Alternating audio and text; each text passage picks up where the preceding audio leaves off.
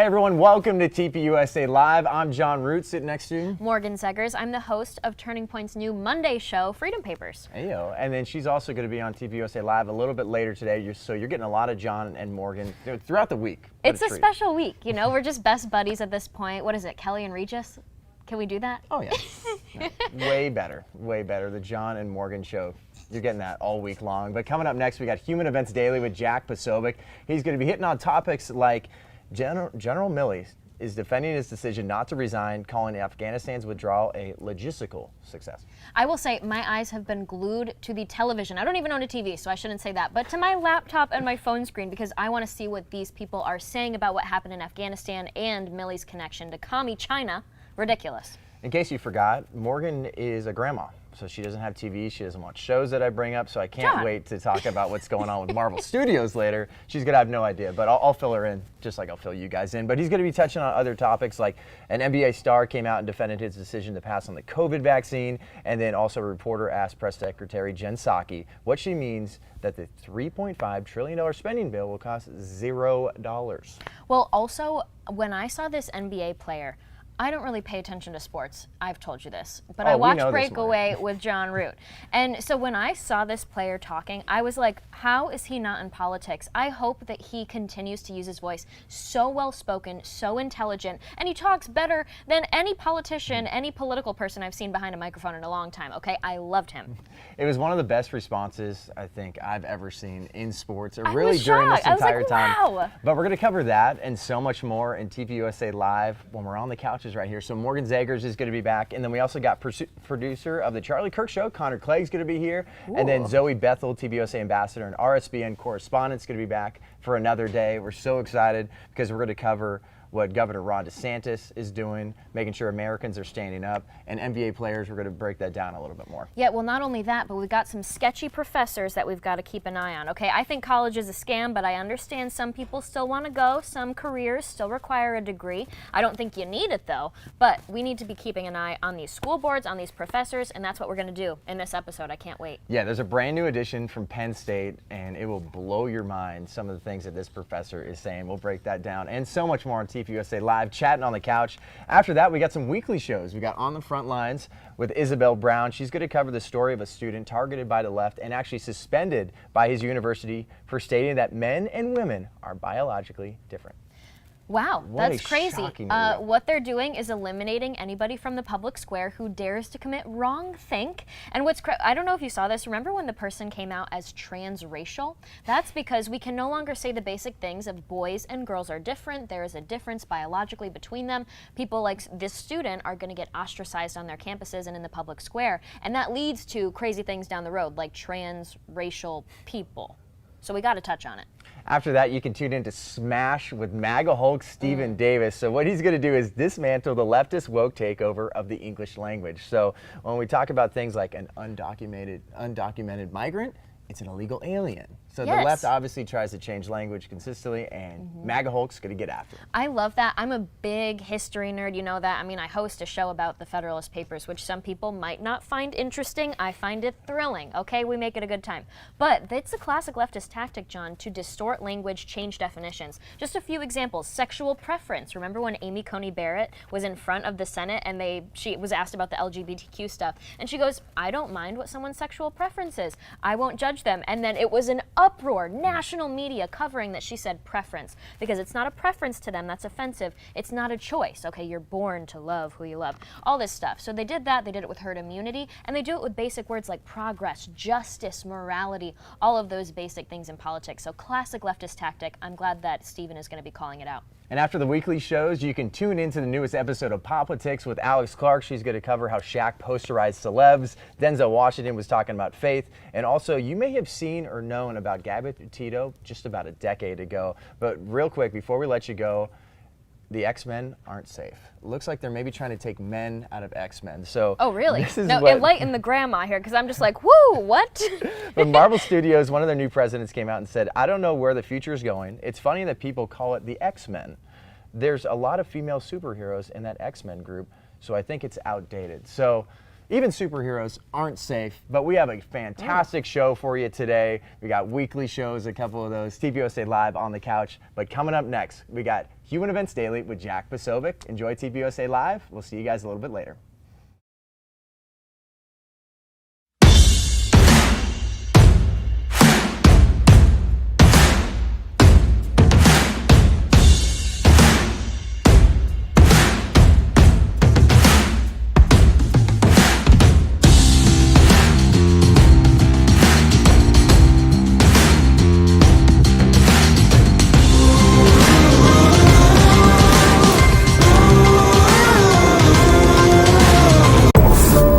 I told you that this has all happened before. The riots, violence, church burning, attacks on police, destruction of private property. My name is Sammy Steigman. I am a Holocaust survivor. This is the reality of what happens when you have capitalism that goes to socialism. El socialismo no funciona. El socialismo no funciona. Ladies and gentlemen, welcome aboard today's edition of Human Events Daily. This is your daily briefing. First story up today, we're going to break down General Milley's testimony. He refused to resign and he defended his actions in the well of the Senate yesterday. We're going to talk all about that. Second, huge story, Chris Cuomo's executive producer has resigned over threats. We'll get into it. Third, an NBA star is coming out regarding the COVID vaccine. You've got to hear his response. And finally, Jen Psaki's comments on the $3.5 trillion spending bill are very interesting to a lot of the mathematicians out there. All this and more ahead, Human Events Daily.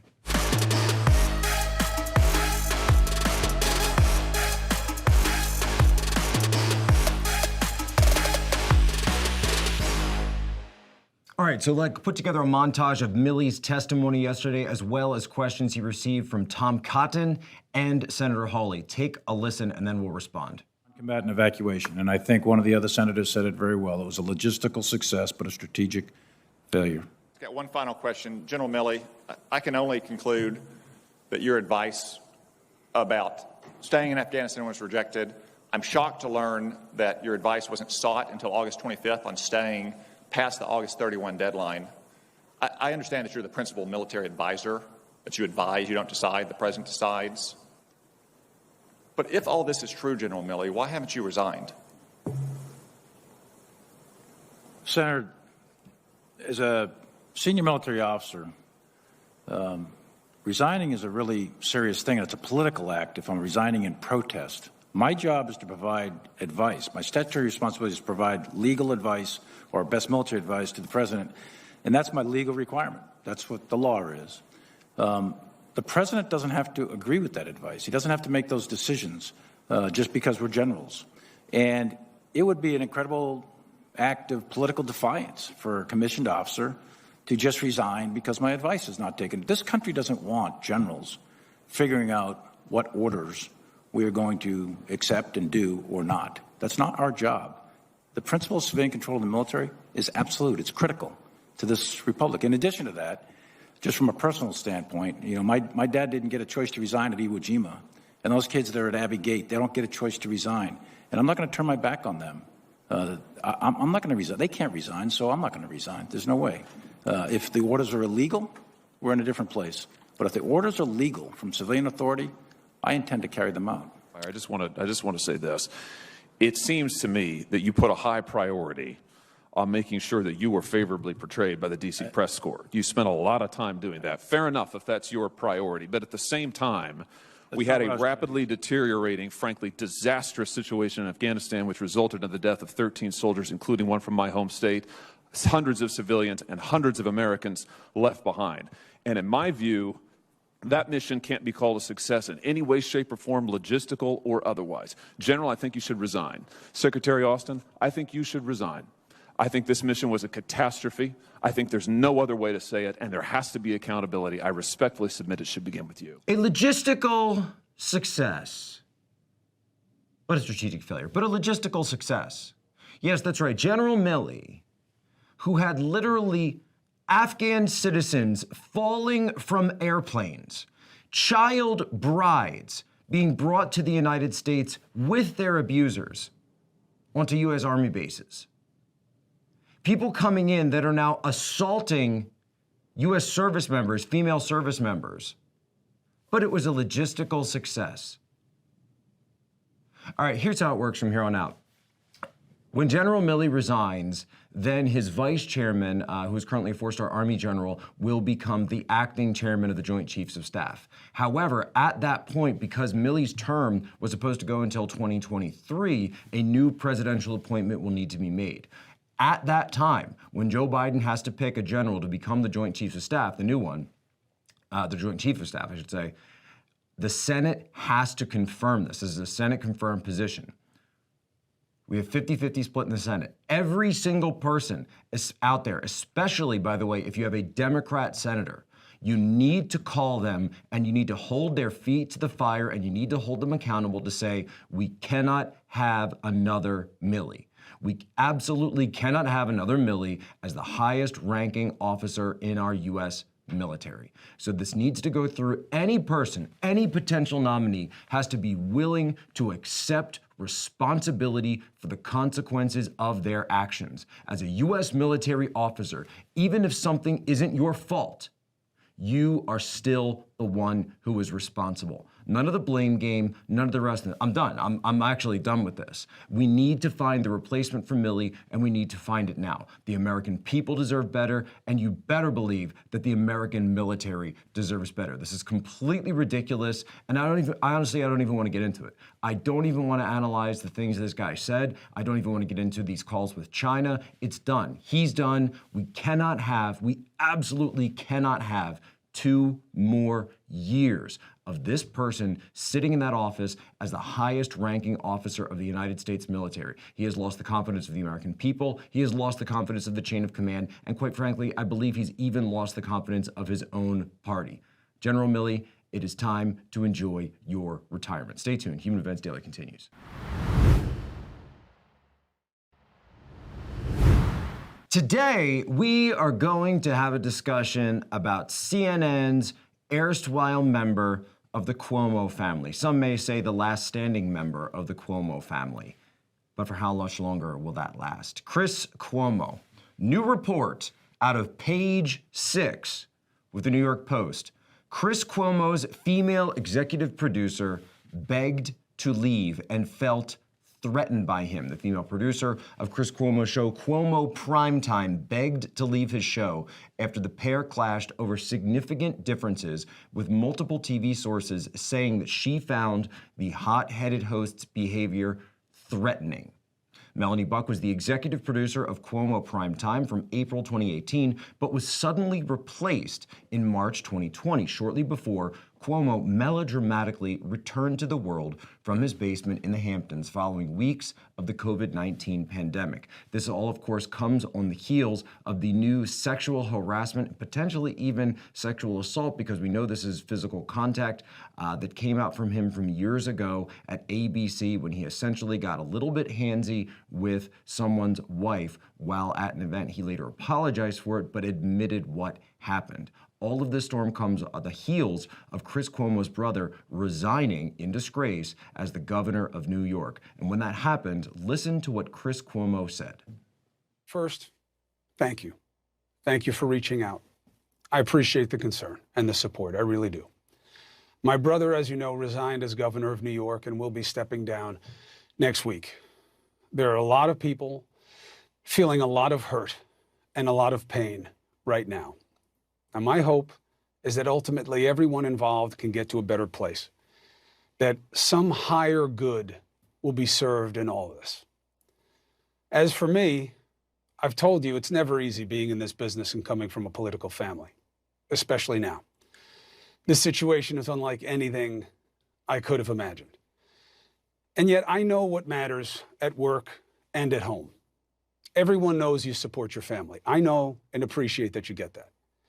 But you should also know I never covered my brother's troubles because I obviously have a conflict. And there are rules at CNN about that.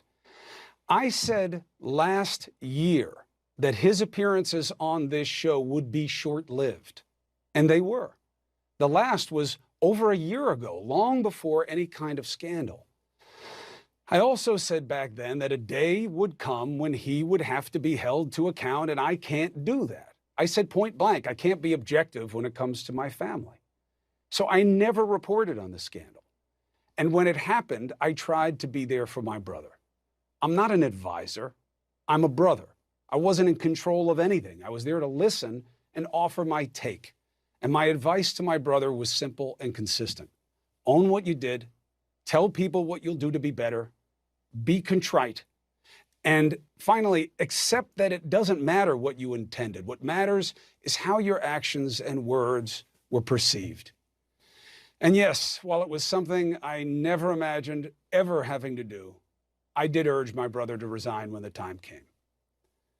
There are stories and critics saying all kinds of things about me, many unsupported. But know this, my position has never changed.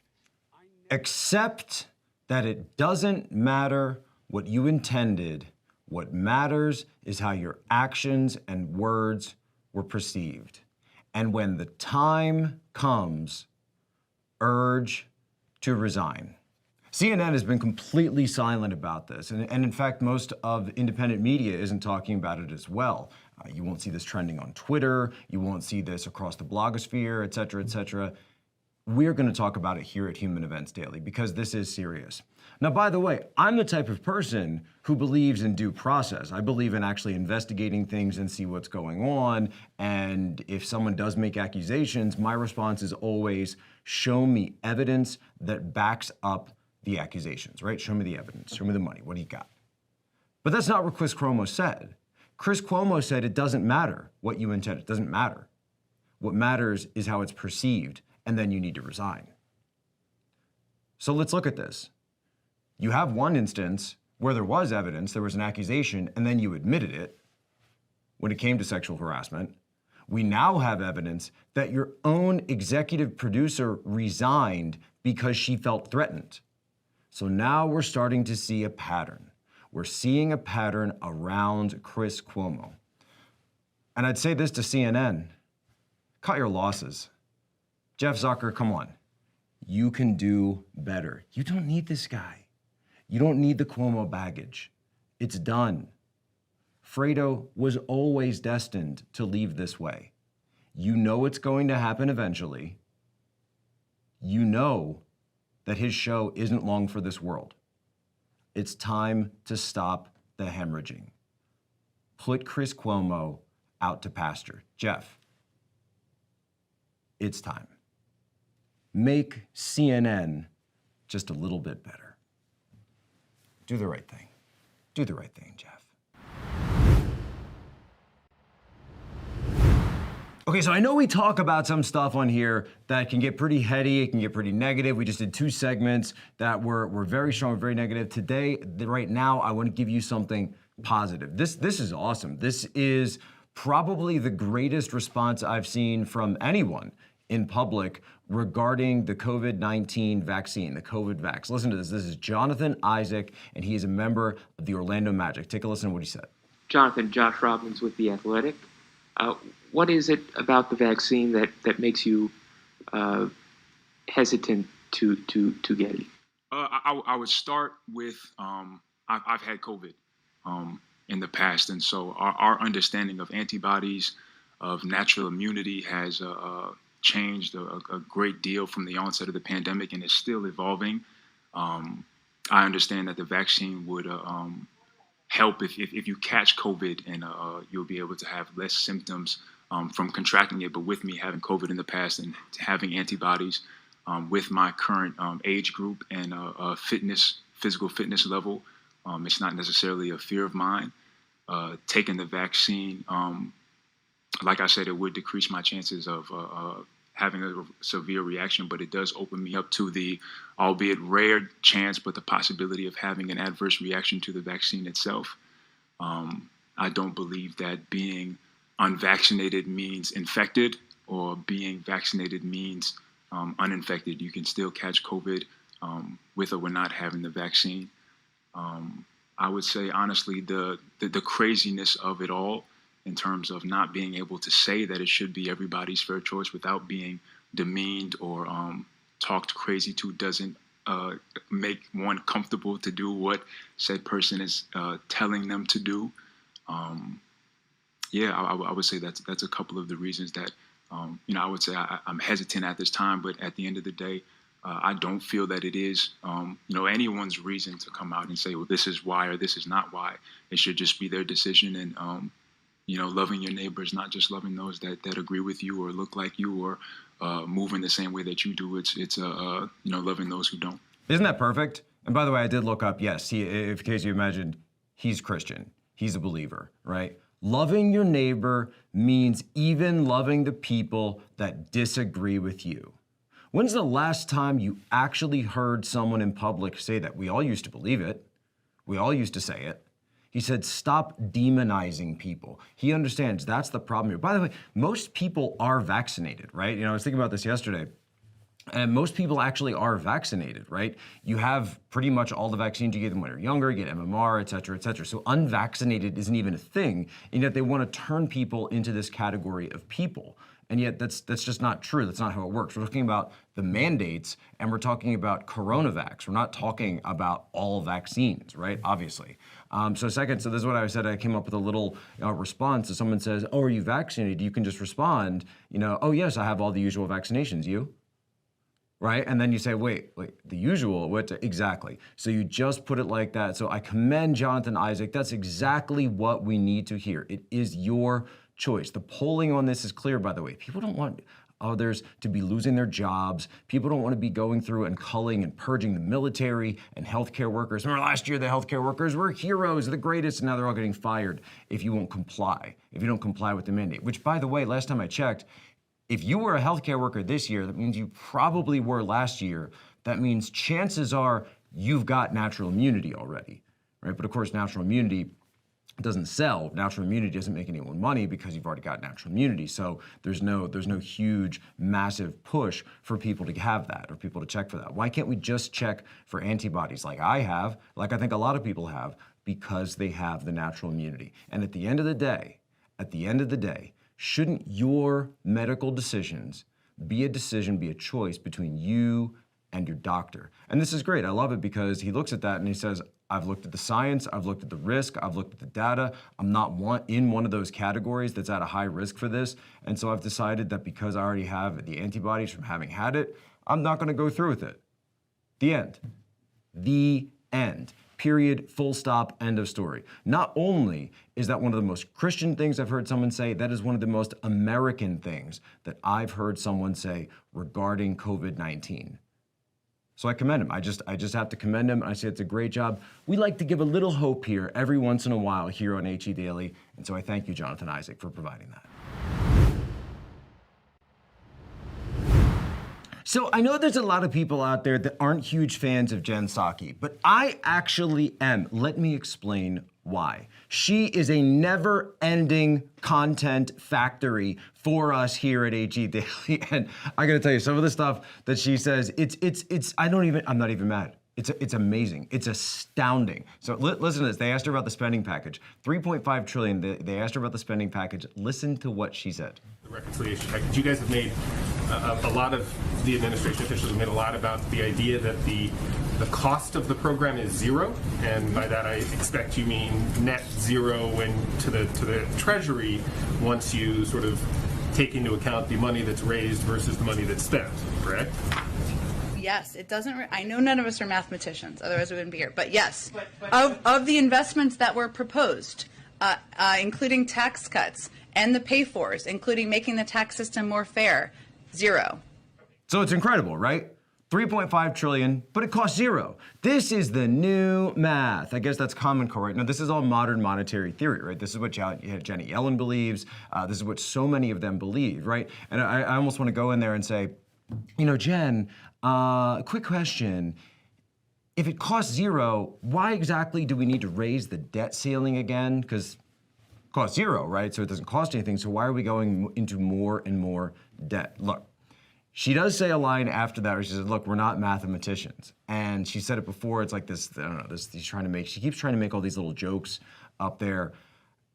It's very clear that there isn't anyone in this government that understands basic economics, that understands basic precepts of this stuff. I just wrote a kid's book. It's called The Island of Free Ice Cream. There's no such thing as free ice cream. It's up at Brave Books. So I want to say, Jen, I'd love to get you a copy of this book. I'd love for you to learn the basic economic theory that there's no such thing as free ice cream. It's kind of like this.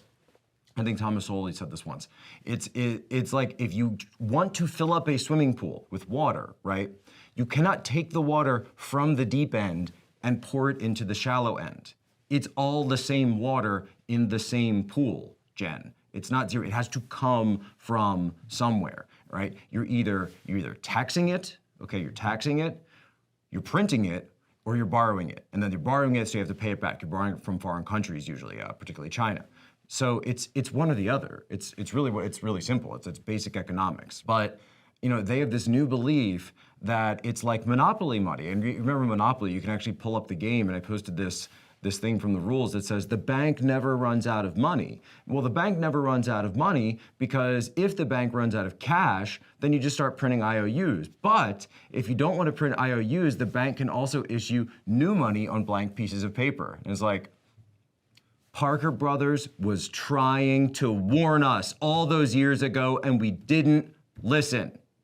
Because that's what they're doing with the US dollar. They keep playing these games, and they are weakening ever more and more the solvency and the power of the US dollar as the world reserve currency. And if that goes, which I know a lot of people, a lot of my crypto friends out there are saying they want this, guys, do you understand the devastation that would wreak on the majority of the American people, on this country, the massive inflationary spending, or the massive inflationary effect that would have on our country?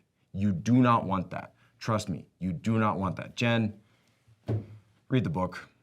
Well, that's all the time we have here on Human Events Daily, the bottom line up front. Before we go, make sure you share this out. Share it with your normie friends. Get it everywhere. It's 25 minutes a day. It is your daily dose of human events, your daily briefing to get in, get out the information you need. Be good, be brief, be gone. That's our motto here. And we're going to make sure to be here every single day for you. But before I go, I'd like to give you today's moment in history because we need to learn from our history or be doomed to repeat it. Today is the 80th anniversary of the Babi Yar massacre. Babi Yar was a ravine outside of Kiev, the city of Kiev. And in 1941, today, September 29th, was the start of a massacre. Over 34,000 Jews, Roma, Ukrainian nationalists, dissidents. It led to over 100,000 in this ravine, which later became a mass grave.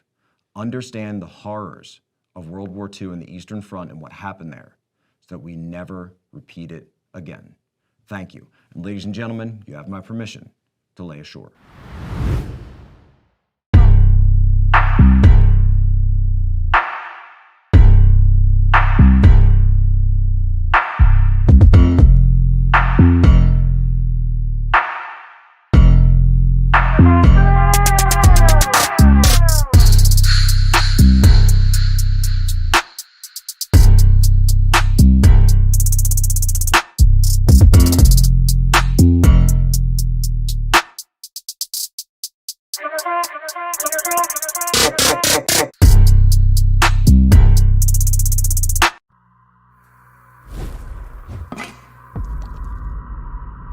This is your brain. This is your brain on socialism.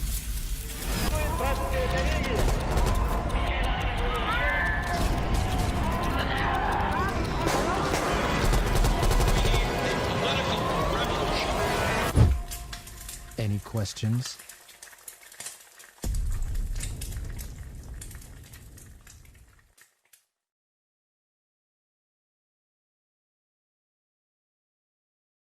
Conservatives! Politics is now on TPUSA Live. It'll be here every day in case you want to hear me out along with the rest of the Turning Point USA team. Don't miss out on all the conservative.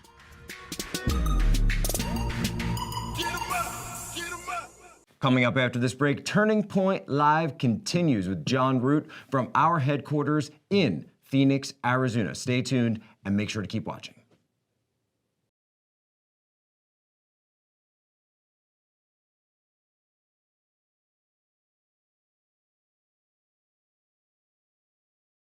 Hello and welcome to TPUSA HQ in Phoenix, Arizona. I'm your host, Jon Root, and this is TPUSA Live. We'll kick things off with some notable news in the daily briefing. Next, we'll discuss how Americans are standing up against tyranny and governmental overreach. Then we'll have another installment of What in the World Wednesday, sharing some of the wackiest things we found on the internet. Finally, we'll give you a full breakdown of the newest member of our Professor Watch List, and we'll tell you all our favorite presidents in one last thing. All right, get ready to roll. TPUSA Live from HQ starts now.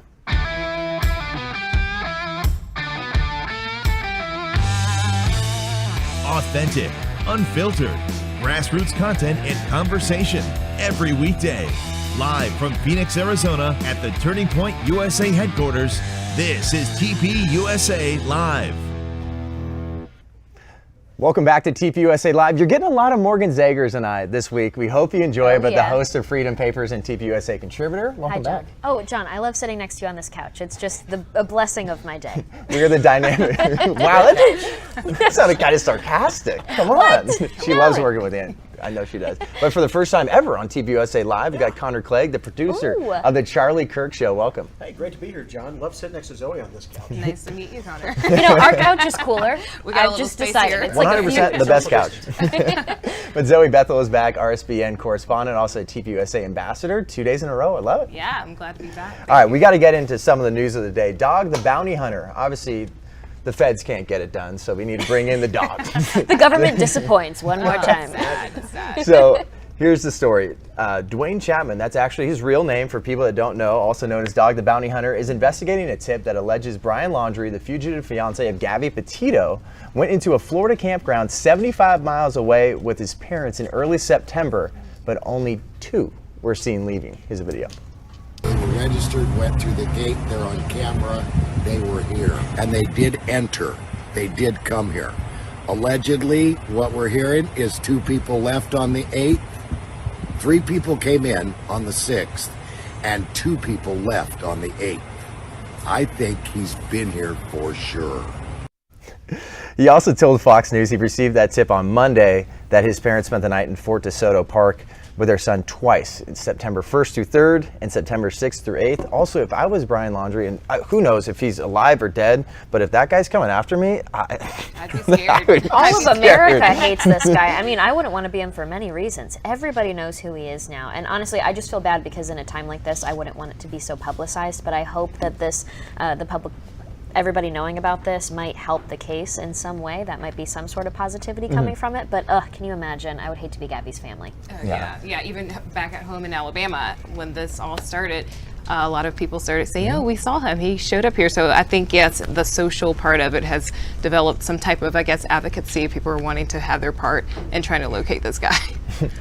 And then we got some more news. So Demi Lovato, who has been in the news, changing her pronouns, a lot of different things, but now she is seeing a UFO, according to her. This is what she has to say when she told E! News about a UFO sighting. She said it was a floating blue orb when she spotted this last October in Joshua Tree National Park. She's quoted saying, "The feeling that you get from these beings is so warm and loving and accepting that it's just overwhelming joy that happens when you're able to make contact. And when I say make contact, I mean intentionally try to meditate and try to manifest sightings." Wow. Okay. I think she was on drugs. Honestly, she had to. She's got a lot of problems. Yeah. She's got a lot of problems. I think soul searching and searching for some fulfillment at some of the most basic levels might help her out there. But I mean, you can get a show for anything these days. Jeez.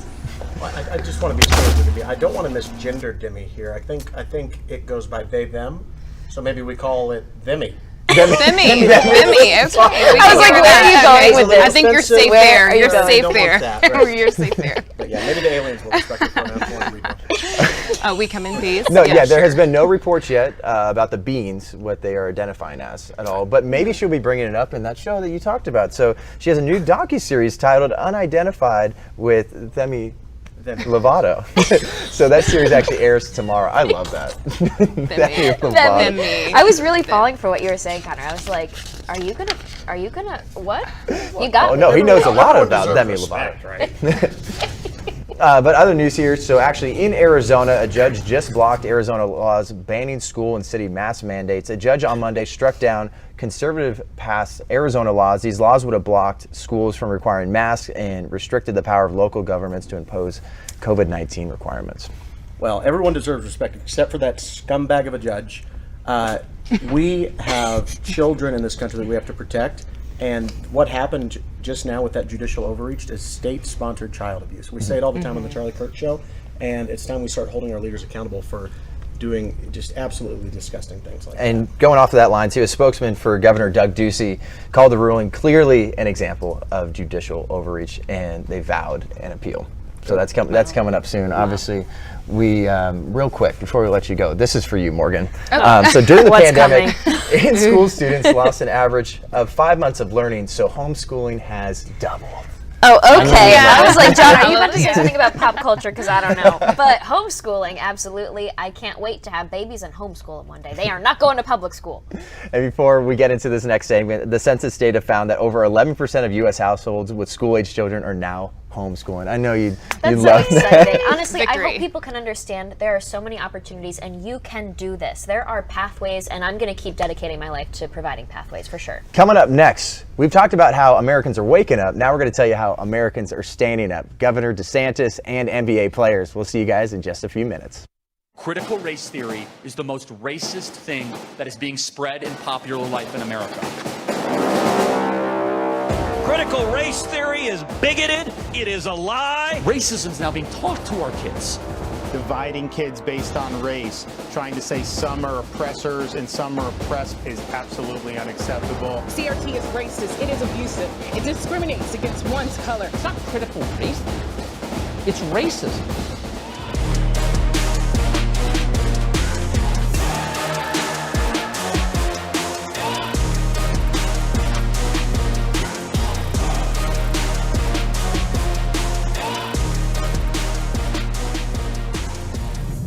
Conservatives! Politics is now on TPUSA Live. It'll be here every day in case you want to hear me out along with the rest of the Turning Point USA team.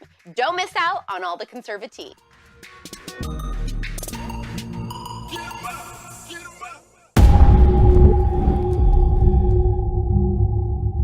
You have to ask the question, how is the most heavily funded tribe have the poorest population? Listen to me. My country is very because everything problem here. Don't have petroleum for Bush and Cuban, for car, for life, for nothing. And it sucks. Socialism sucks. There's no other way you can describe it.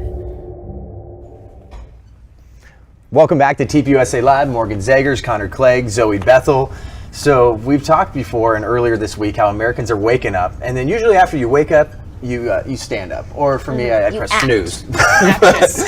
John, practice it, please. All right, but normally, when you wake up, you start standing up. So we have a few leaders and examples of leaders that are standing up right now, and actually NBA players that have gone viral on social media and are really standing up against the tyrannical requirements and governments that are trying to hold us back. So we'll start with Florida Governor Ron DeSantis. Our guy Ron DeSantis announced Tuesday the state of Florida is suing the Biden administration over its illegal catch and release policies at the border. So Governor DeSantis said that the Biden administration refuses to inform the state of Florida how many migrants they've been receiving, their criminal records, and if they have tested positive for COVID. And he's quoted saying here, this will incur millions of dollars in expenses. Yeah, I mean, okay, so I'm gonna plug Freedom Papers. I'm sorry. Oh my if you guys gosh, we made it all the way to the second segment. so when the federal government is misbehaving, the intention of our Constitution and our system of government is for the states and the people, the localities, to provide that check. And so that's what we're seeing now, where the state is going to sue the federal government.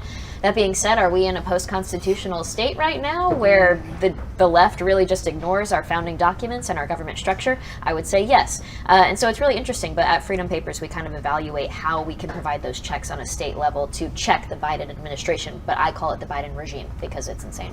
That's exactly what it is. Thank you, Connor.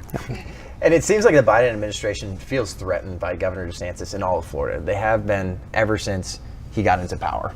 So obviously the antibodies, they're holding that stuff back, that medicine, and then here now just we're not going to give you any sort of information whatsoever. He's picking and choosing who gets this, who gets that. Yeah, well, I mean, they should feel threatened by Ron DeSantis and what they're doing down in Florida. The states created the federal government. The federal government didn't create the states, and Governor DeSantis, I think, knows that better than most of the governors in the country. The other thing is, I would actually like to see Governor DeSantis and other governors go farther, right? So instead of suing the Biden administration, because like you said, Morgan, we are kind of living in a post-constitutional, post-law and order era right now. So suing them is fine. It's going to take a while. How many of these illegal aliens are going to go throughout your entire state and then flow into the rest of the country from there? Why don't you actually, whenever the federal government catches and then releases the illegal aliens, why don't you grab them, detain them, put them in jail for trespassing, and hold them there, right?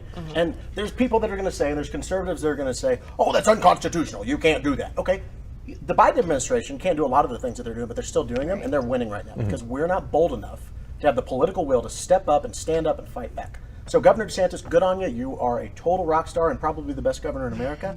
But take it one step further. Come on, the American people are with you. I'd love to get your reaction to this. So this is from Governor DeSantis. He said, it's very clear that open borders is the Biden administration's policy. They want a massive illegal immigration into this country, and it's obvious in the policies they're choosing. Obviously and clearly, this is not an America First policy. Yeah, I'm right there with him. You know, what will it take for us to realize, you know, we cannot allow certain things to continue that have been under Biden's administration?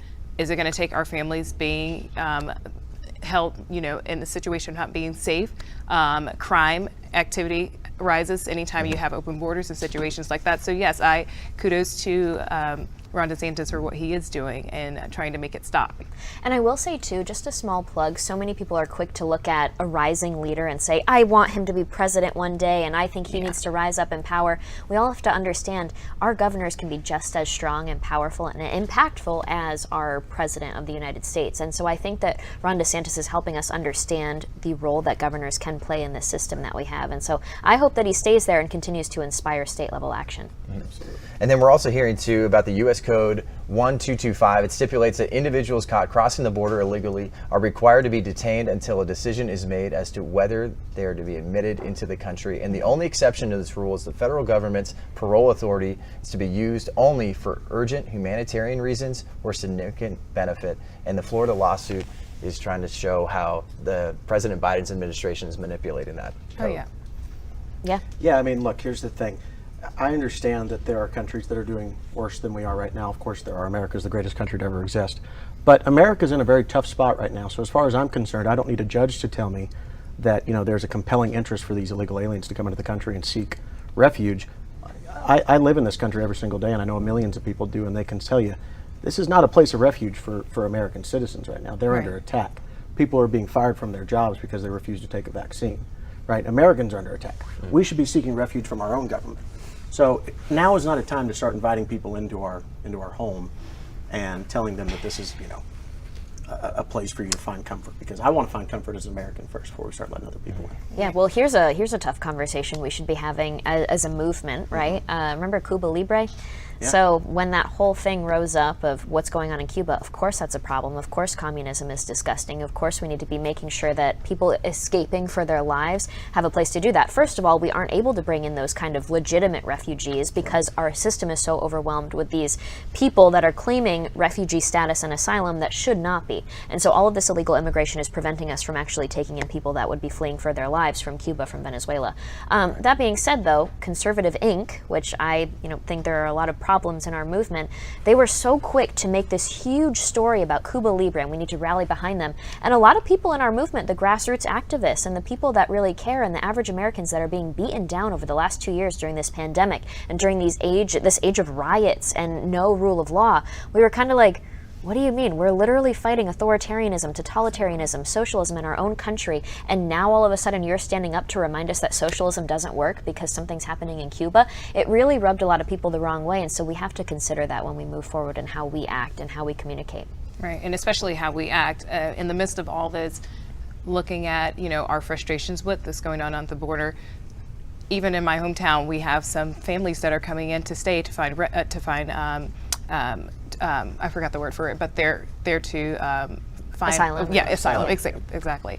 But just knowing that these are people that are in the midst of this situation, that we're going to have to be able to relate to their situation and to love and to provide for them in the way that we can, even though it's not right what's happening, but we shouldn't shut ourselves off from these people as well, because they are looking for a better opportunity.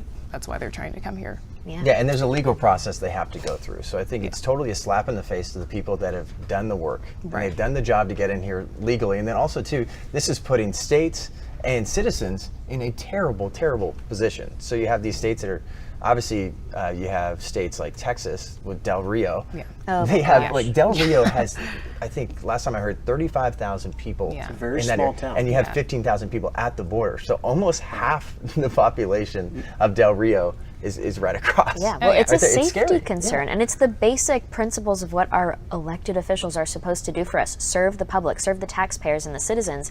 And if you think of the safety of the people in the town, they got all mad about the reins that were actually not whips, but reins on a horse.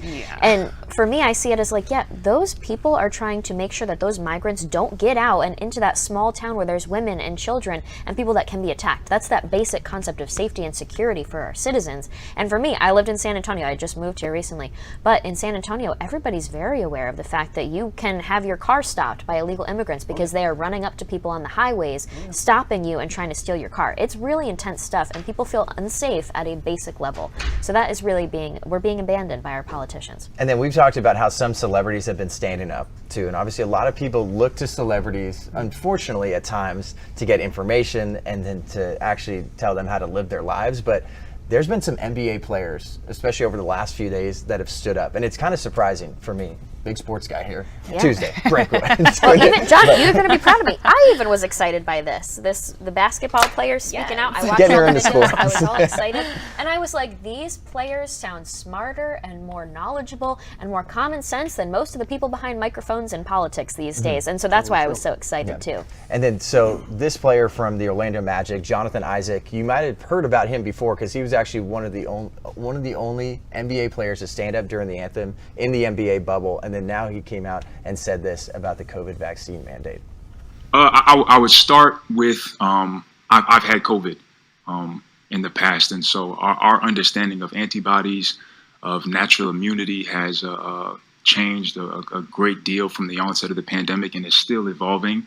I understand that the vaccine would help if you catch COVID, and you'll be able to have less symptoms from contracting it. But with me having COVID in the past and having antibodies with my current age group and physical fitness level, it's not necessarily a fear of mine.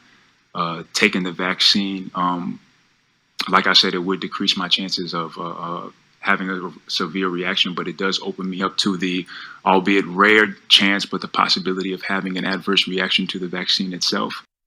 Can I tell you, I mean, that NBA player right there was more courageous, articulate, intelligent, and honest in that 30-second clip than Dr. Tony Fauci has been for the past 12 months. Okay, Right. You know, I appoint him the next NIH director, frankly, because he's, man, what an improvement. Good for him, and more courage than any leader in the conservative movement that I've seen during this entire pandemic, frankly. Yeah, because there's a lot of players that are under attack right now, and this is a tough financial decision for them too, totally. and it's a societal issue too, because there's been reports about plenty of other players that are saying, I just don't feel comfortable with this. We're going to show you another clip in just a second, but this is costing them hundreds of thousands of dollars. I don't mean to bore you. Talk about sorry. I'm sorry. She's excited. But before we get to the next NBA player that stood up and had some incredible things to say to the media, we're waking you up.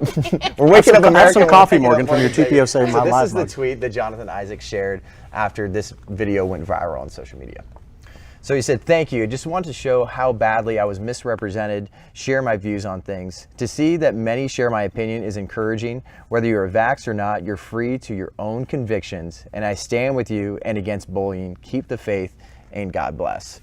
He also said in that press conference that I'm not anti-vax, I'm not anti-medicine. I just want to make this decision for myself. So it's similar to what Buffalo Bills wide receiver Cole Beasley said, hey, this should be up to us. And this is the way it should be across the country, not just in the NFL, the NBA, or any of these leagues, but this. We have to show you. Sports. Okay, I want to Come see on, it. more I wanna sports, see the more sports. So Bradley Beal of the Washington Wizards, he had this to say to the sports media, and they had no idea how to respond. Let's check it out. Every player, every person in this world is going to make their own decision for themselves. I would like an explanation to, people with vaccines. Why are they still getting COVID?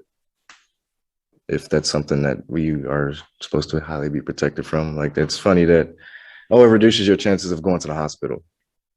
It doesn't eliminate anybody from getting COVID, right? So is everybody in here vaxxed? I would assume, right? So you all can still get COVID, right?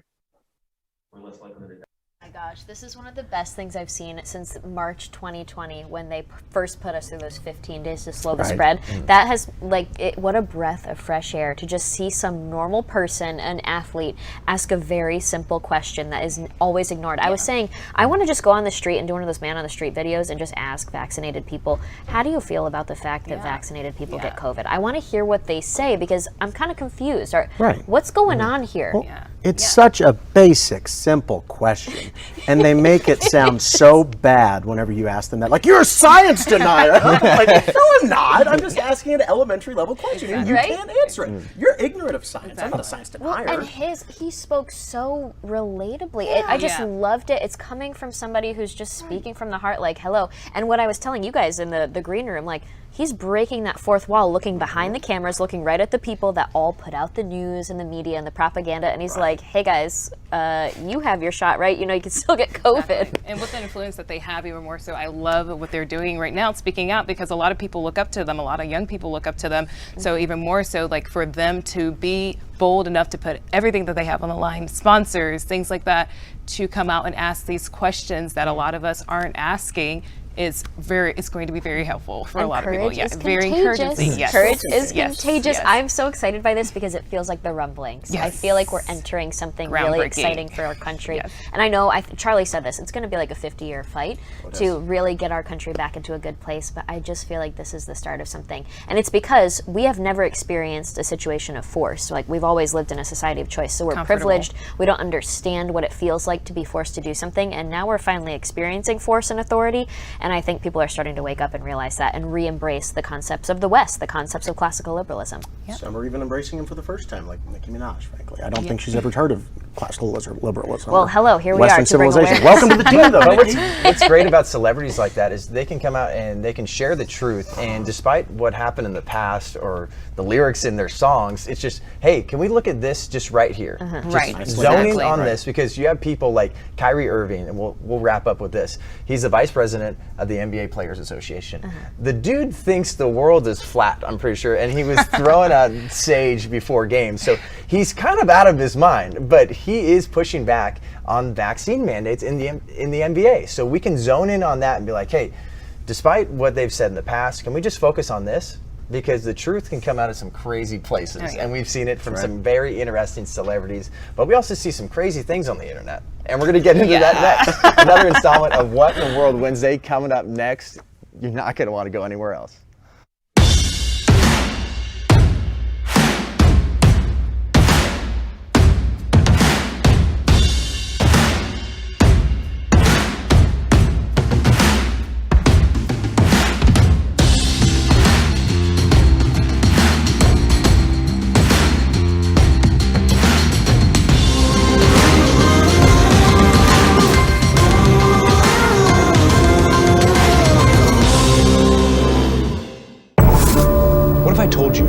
This has all happened before. The riots, violence, church burning, attacks on police, destruction of private property. My name is Sammy Steigman. I am a Holocaust survivor. This is the reality of what happens when you have capitalism that goes to socialism. El socialismo no funciona. El socialismo no funciona.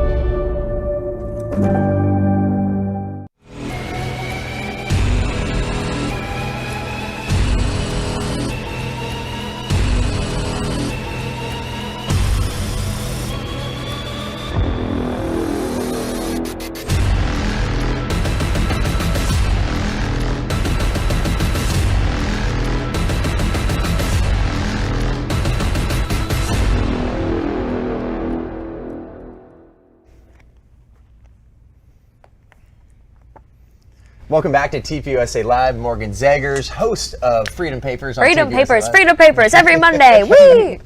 And then the producer of the Charlie Kirk Show. We got Clegg. Zoe Bethel is back, RSBN correspondent, TPUSA ambassador. We're here to tell you the truth, and the truth is we live in a crazy world, and there's a lot of weird things on the internet. So we have another installment of What in the World Wednesday. We're going to start with this one. This mom compares unmasked children to deadly biological weapons and more. Check it out. Wow. Because we do not have a society, we do not have a country if we do not have public health. If we do not have public health safety protocols like, yes, masks. Children are not just suffering and dying at greater rates right now, they're spreading COVID throughout the population at higher numbers. Anti-masking doesn't just affect schools, but our society as a whole. It affects cancer patients and the immunocompromised and the elderly and just about everyone. People do not get to walk around shooting loaded firearms randomly into crowds, and people are not entitled to turn themselves into deadly biological weapons by spraying disease-laden aerosols wherever they choose, randomly killing innocent people. This is not freedom, this is homicide, and willful ignorance is no excuse. I'm really glad that's not my mom. I really hate the Karen trend because I just think it's kind of disrespectful, but I watch that and I'm like, okay, Karen. Okay. I think she's a very deeply unpleasant woman, and she's deeply unhappy, and I hope she finds the Lord, because that's probably what she needs. I will say, though, I find agreement. Kids, if you've ever smelt them after they, just went in their diapers, they can seem like a bioweapon sometimes. It's like mustard gas. So to that point, I will concede. But other than that, she can. I mean, it's sad. She's obviously seems like she's enraged and she's operating out of fear. Look what this is doing to everyone. It's sad. Well, what's weird, I don't know if you guys feel this way. When I go to airports specifically, if I am, for example, in the elevator of an airport or heading up to it, I won't have my mask on, but I will when I get into the airport. The Charlie Kirk Show mask challenge. Well, so I'll be standing there without my mask on, and people will be there with their masks, and they look at me like I am the devil because I'm standing there just calmly, 5 foot tall, scary looking thing with no mask. And I'm just like, if you're that scared to go out in public and potentially be breathed on by somebody like me who has had COVID before and has the antibodies and everything, then maybe you just shouldn't go out and you shouldn't judge people like me that are going to continue to live our lives. And that's what's so interesting, though. They are making us into the enemy, the scary figure of society, and that justifies certain behaviors against us that will probably be coming in the future. You got to check out this next one, but before we get there, Morgan Zegers is not a bioweapon. So thank you, John. We're here to tell you that. She I was might like, be what is 5 he feet about tall, to say? just as tall as these kids that this mom was talking about, but she's not a bioweapon either. Check out this next one about a kid named Zoomer. Oh, I hate this one. When our child Zoomer was born in 2016, my partner Brent and I decided to raise them without assigning a gender. What? We didn't disclose their reproductive anatomy to people who didn't need to know. We used the gender-neutral pronouns they, them, their until Zoomer could tell us what pronouns fit best, and we taught Zoomer about bodies, gender, identity, and expression in an expansive and inclusive way. We wanted to hold space for the possibility that Zoomer could be intersex, transgender, or non-binary, and we were committed to protecting them from experiencing sexism in early childhood. Zoomer wore all the clothes, played with all the toys, cut it and off got to here. So experience that's just the first part of this clip. First off, what kind of name is Zoomer?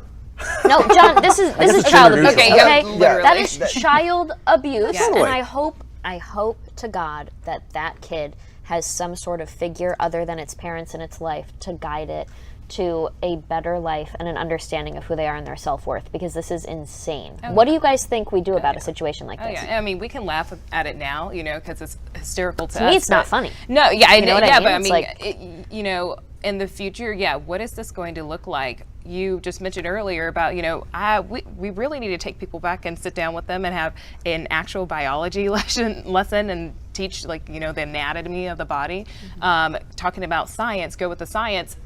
Science tells us what we are genetically, what we are physically, male and female. So this is exactly what you said, child abuse. Well, you know what? As soon as it was really quick. As soon as Dog the Bounty Hunter finds Brian Laundrie, I hope he goes and finds those parents. Right. And just takes care of them, because that is child abuse. Let's check out the second half of this clip. It gets you think it couldn't get any crazier. Basically, what happens in the second half of this clip is what they're saying is, hey, at 4 years old, we allowed our kid to decide for themselves. At 4 years old, that's it? Really? Yeah. Well, here's what's happening here. I see the bigger picture. That person is going to grow up and they're going to have extreme animosity for their parents. They're going to be extremely confused about their identity and their self-worth. And it's going to lead to mental problems for them in the rest of their life. And that's what's so sad about this, is thinking with foresight. That right there is a political experiment on a child. Oh, yeah. On a child. It's not funny. But coming up next, it just keeps getting crazier in our world. Check out this person that goes by Lynx Wildcat. What? What? Hi, I'm Lynx Wildcat. I am a polyamorous, pansexual, lesbian, non-binary trans woman. I'm also a furry. And my pronouns are she, her, and it. All right, let's go over this again for everybody. Polyamorous, pansexual, lesbian, non-binary trans woman. Oh, and I forgot, I'm also a furry. So it doesn't shave? Whatever. Oh my gosh. We actually have gosh, I can't believe we're talking about furries right now. There's a picture of a furry for you. Wow.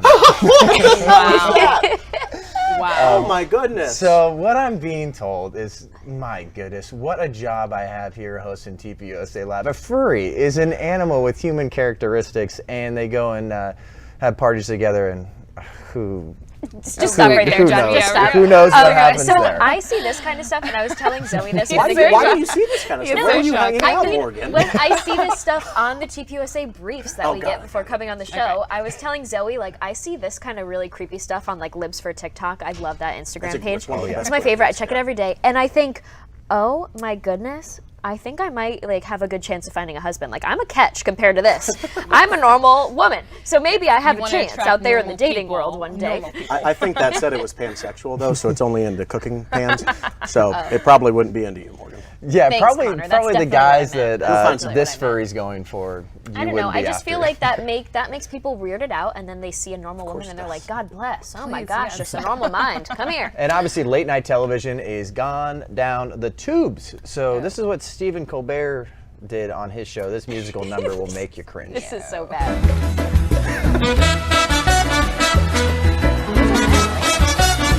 Those aren't men.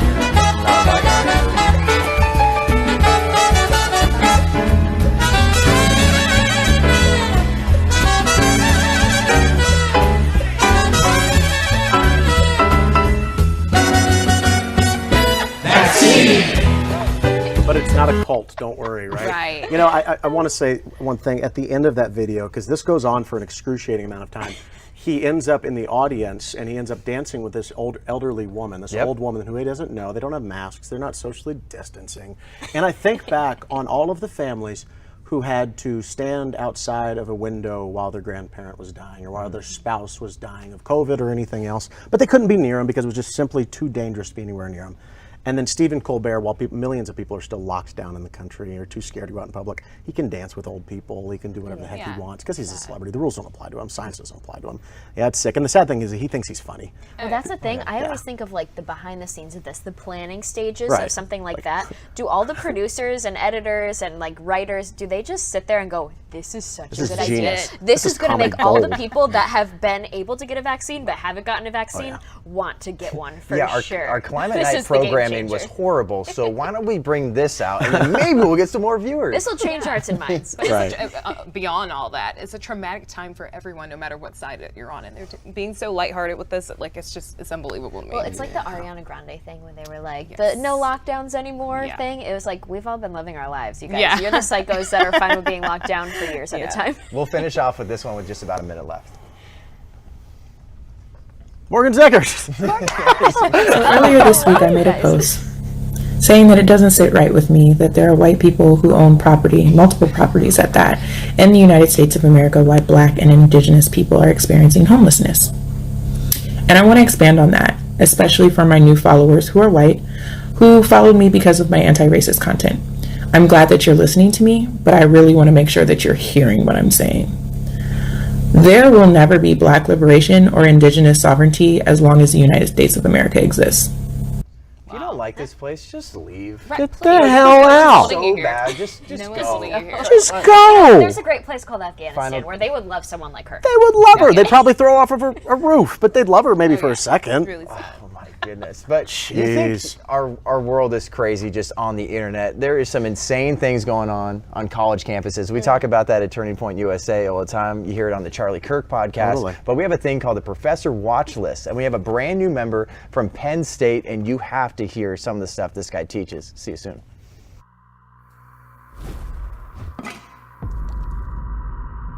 This is your brain. This is your brain on socialism.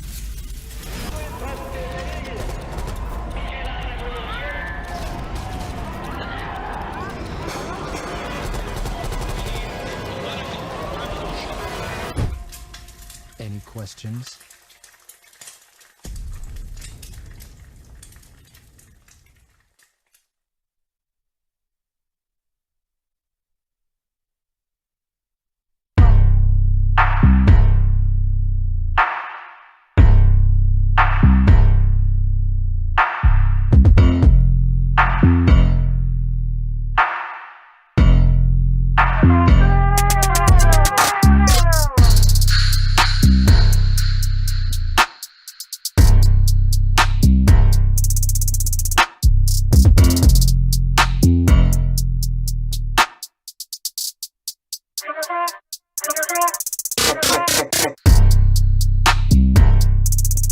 Conservatives! Politics is now on TPUSA Live. It'll be here every day in case you want to hear me out along with the rest of the Turning Point USA team.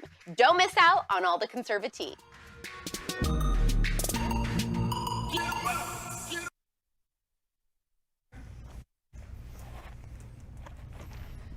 Welcome back to TPUSA Live in Phoenix, Arizona. We're at TPUSA HQ, Morgan Zegers, Clegg, Zoe Bethel. We have to talk about our newest member of the Professor Watch List. Welcome, Dr. Sam Richards. Welcome, welcome. Welcome. You're a disgrace. You're the worst. He's a professor. He's a professor of sociology at Penn State University. He's prominently known for teaching race and ethnic relations, and the class is allegedly the largest race and cultural relations course in the United States, according to Penn State's website. His course addresses relevant racial, political, and cross-cultural issues amongst young adults. He has some absolutely insane things to say in his lectures. First off, he talks about white discomfort. So he often suggests that white supremacy is embedded in American culture and accuses American Christians of seeking to overthrow the government. This is what he had to say in his class. Ooh. You're going to be at graduation and you're going to assume that these two guys are equal, and they're not equal. It's not, we are not there, my friends. We are not there. You said something interesting before we jumped on the show. Yeah. Thinking about those two that are in front of the class. I want to hear their perspective. I wonder, both of those boys look uncomfortable in that situation. I want to see what the white boy was thinking. I want to see what the black guy was thinking. And I want to know, like, do you feel all right with what he was saying? Also, the face of the professor, he really thought he was doing something cool there. He really was like, yeah kids, I'm the woke man teaching you the cool stuff. And everybody's just like, this old man's touching my shoulder like Joe Biden. President Joe Biden. Joe Biden. But Charlie speaks on this stuff all the time too and exposes these teachers and the radical stuff that they're pushing in these universities. So when you hear something like this, Charlie usually has a lot of great things to say about, hey, this is how you combat this stuff. Start pulling out funding. Don't go to these schools, and actually expose the radicalism that's on these university campuses. Hey, you know what? Professor Watchlist was one of the first things that Turning Point USA ever did. And it got him a lot of press, and it got him a lot of scorn from the national activist media class, because the idea of putting people on a watch list, that's McCarthyite, isn't it? That's a bad thing. Good, right? Good. We should be watching these people. Can I tell you, the best thing that came out of the pandemic was that kids, or that came out of kids having to do school at home, you know, which is terrible. But parents would end up watching their students' lessons, which they'd never seen before, and they would be walking by doing their laundry, and they would say, wait a second, what did that teacher just say on Zoom? Hang on, hey, turn that up. And then they tune into this lesson, and the teacher is saying, well, you know, if you want to identify as a pansexual, polyamorous, furry, trans weirdo, then that's your right as a 6-year-old. And so now the parents are finally waking up to it. So that's one way we make people aware. The other way is obviously Professor Watchlist, and they do a really good job of it. These people need to be exposed because it points to a larger issue in our society. There's a college to culture pipeline here. So if you train Marxists on college campuses, they're going to go into society. They're going to go into corporate boardrooms if they are, you know, successful, which most of them aren't. Most of them are losers, right? But they're going to go into these corporate boardrooms, or they're going to go into government, God help us. And then you end up with a bunch of Ilhan Omars and AOCs and things like that running your school boards. And it's terrifying. So if we can nip it at the bud and get these radical professors exposed and get them out there, then that is doing a very good deed. McCarthyism be damned. At the end of the day, that's a net good. And the other thing is, a lot of these professors are cowards. They are so small and cowardly and weak. If you expose them and you show them to the world for what they are, because they're not used to being broadcast out to everybody. They're used to sitting there in a lecture hall with 100 people, maybe 200 people, and they're isolated. They can say whatever the heck they want because they know they're not going to be held accountable. So now that someone's holding them accountable, they're like, oh crap, I gotta tone this down. I can't be that insane. Well, hopefully. that's the blessing of 21st century technology. Right. Finally, it's not like McCarthy where we could just be like, oh, he's a communist. Put him on a list. Instead, it's like, no, watch this video. What this professor is actually saying on the professor watch list, which is on the website. And he's streaming this stuff really too. So he actually has over 57,000 subscribers on YouTube as of August 2021. And then he YouTube actually should pull him off of their channel. Yeah. Right? We conservatives get yanked off of YouTube all the time for so much less, but this guy can go over here and preach hate every single day, yet he gets to have a platform. That's insane. Good old-fashioned, education, providing these kids with the tools that they need to be a good citizen and to hold personal responsibility to make it in life, instead of saying, oh, we need to be equal. We need to figure out how we're going to make you guys equal based on your color. And Thomas Jefferson would disagree with him. I think most of our founders would, so with the Constitution. Yeah. The entire Western canon, I don't know. Like, that's what we used to teach kids on college campuses, was civilization building stuff, permanent things that mattered, things that withstood the test of time. And now he's teaching this garbage, Marxist, Rousseauian bull crap about, you and I are not equal because you're black and I'm white. And as far as I'm concerned, screw you, Professor Richardson, whoever the heck your name was. You suck. And you don't deserve to be teaching kids, let alone within 50 feet of kids. You're a dangerous human being. So yeah, we're watching you at TPUSA. Ben Larrabee at Professor Watchlist, he's all over you. Watch out. Wow. Okay. Ben Larrabee. That's a nice little Ben Larrabee shout out. He does a great job. He really does such do a good job. And he loves this stuff. So you have to go to professorwatchlist.org and read what Ben Larrabee is putting together. But this is just the start. So he has another class titled Christian Sharia. So Dr. Richard spends over an hour lecturing on the threat he perceives Christians pose to the country. Check this out. How about that guy? What do you do with him? Like, what do you do? Where do you get that? It's not in here. It's not in here. Where do you get that? You could find it if you want. But you know what? I bet I could find it in here. I know I could find it in here. It's in here. It doesn't take much. You just go, you put a couple of things together, and you get someone and you're like, hey, go behead people who insult Jesus, who insult God. Kill them. They should be killed. Like, okay, I guess if he can find it, well, you can find it in here too. You can find it anywhere. Oh my goodness. It's just another person taking the Bible grossly out of context. We were talking about Governor Hochul yesterday saying like, well, basically I had a conversation with God and he says that you need to take the vaccine and you're all now my apostles. So it's another person here. If you couldn't tell in that photo, it was a sign that said behead those that insult Islam, and then he takes that thing and tries to shift it onto Christians, saying like, well, in the Bible here they talk about beheading. So, which I can probably guarantee he hasn't even read the Bible himself. Of course not. Absolutely not. Yeah, so I'm going to geek out here. Sure. Over the Bible. I'm interested, John. So beheading in the Old Testament, so when he brings that up, so that was a form of victory. That's where you showed that you won in Old Testament times and in biblical times.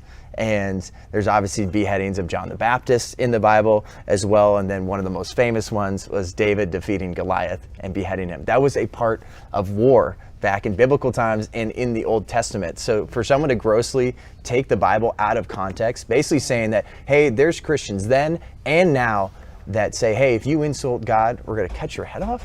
If we really want to talk about gross injustice and radicalism, you should probably be bringing up the Taliban, Dr. Richards.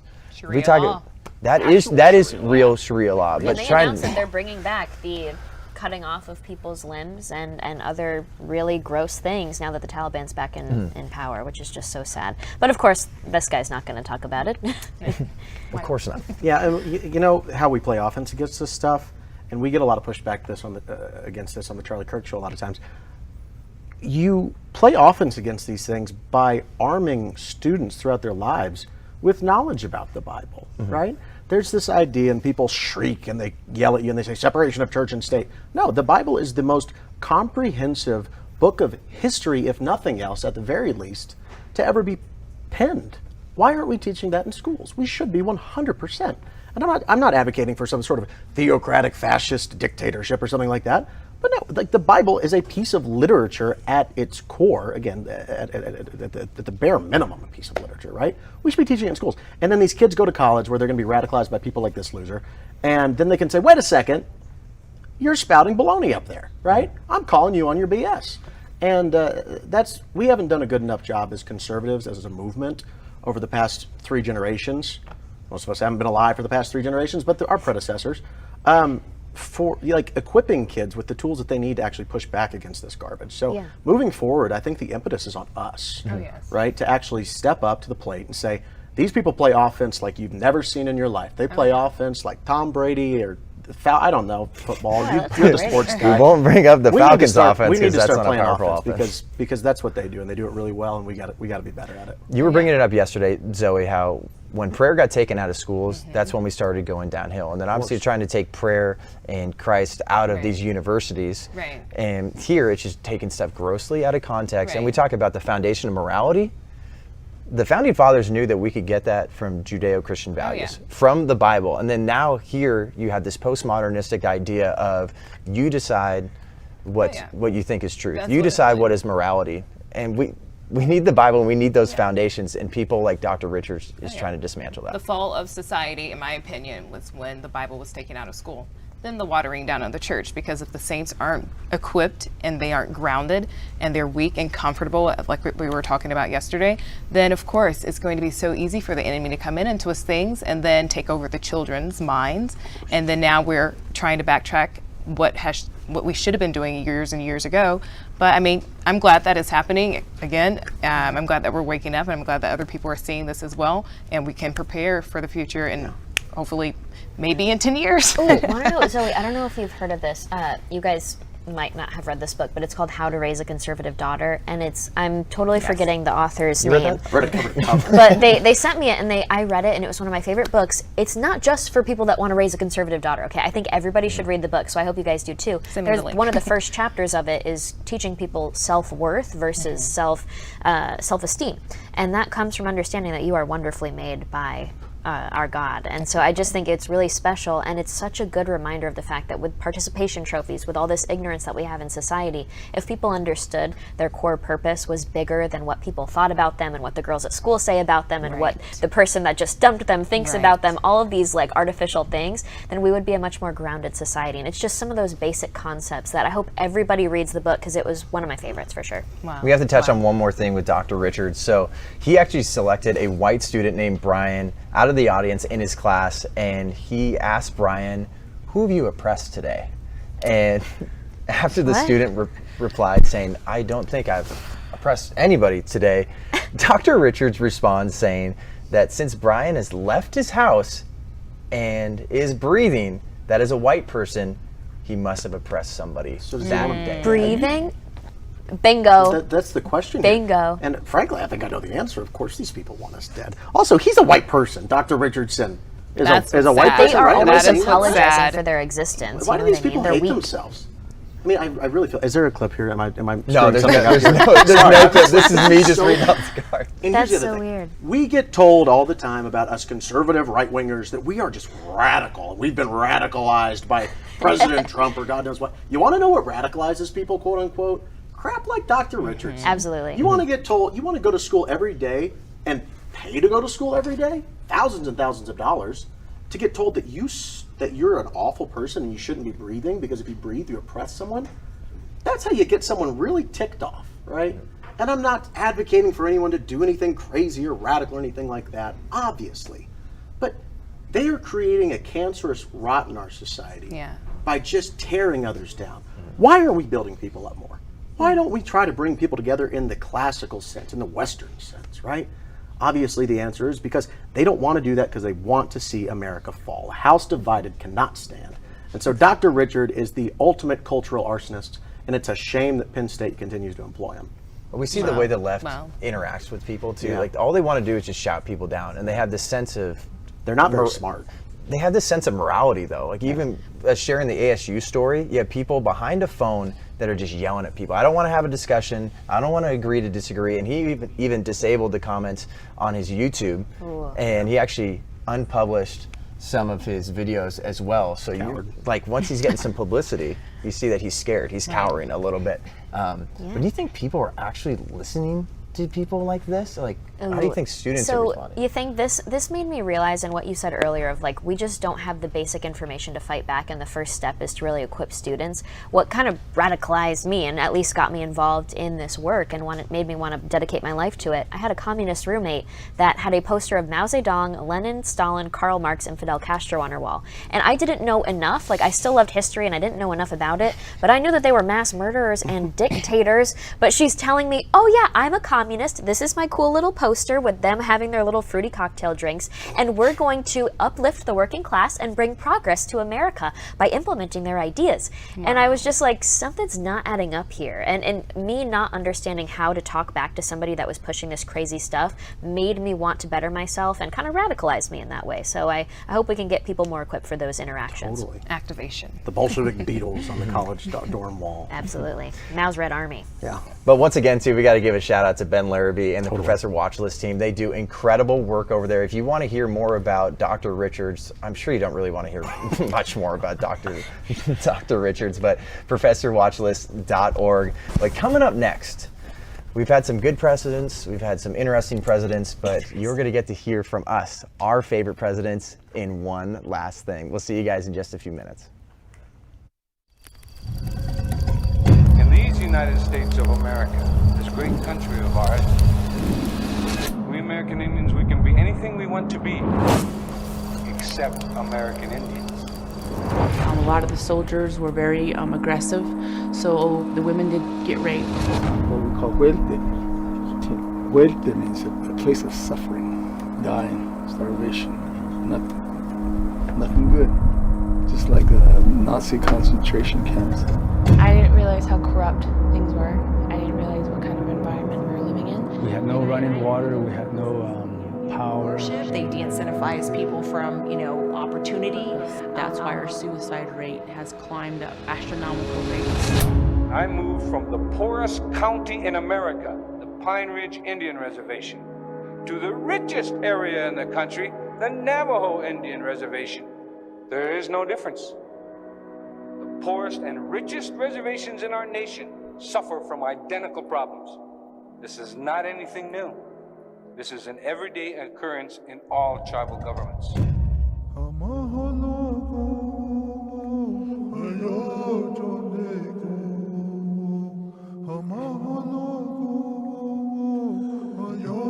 So my life and my tale and my truth has been to fight socialism. And I'm hoping that I can wake up as many Navajos as I can to tell them that you can do this. Yeah, even if I have to fight you to save you. And I think that's what I'm also projecting to my people. Even though they are so harsh on social media and they completely hammer at me, I tell them, I'll be here even if I have to fight you to save you.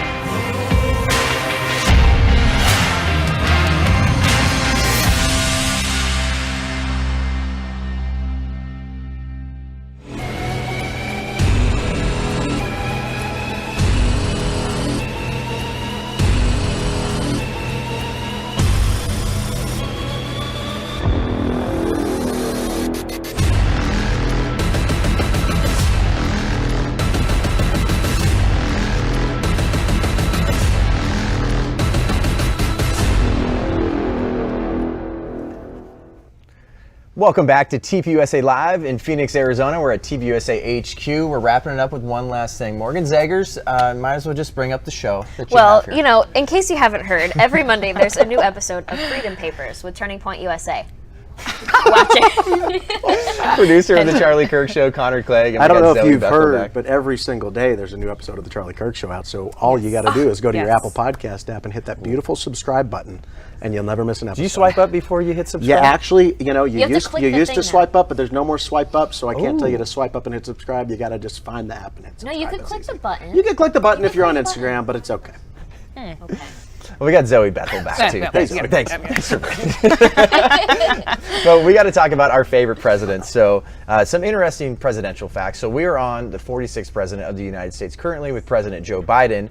President Grover Cleveland was elected to 2 non-consecutive terms, which means he is the 22nd and 24th president of the United States. His presidencies were from 1885 to 1889 and from 1893 to 1897. I love that idea. 2 non-consecutive terms. I just want to put that out there. Interesting. Interesting. We can't dive into that. 501c3, Turning Point USA. Zoe, you start. Favorite president? Favorite president, Barack Obama. Oh, President Barack Obama. Joking, okay, joking. But I have to say President Donald Trump, only because I was able to live through you know, being there to see him full force action kind of thing.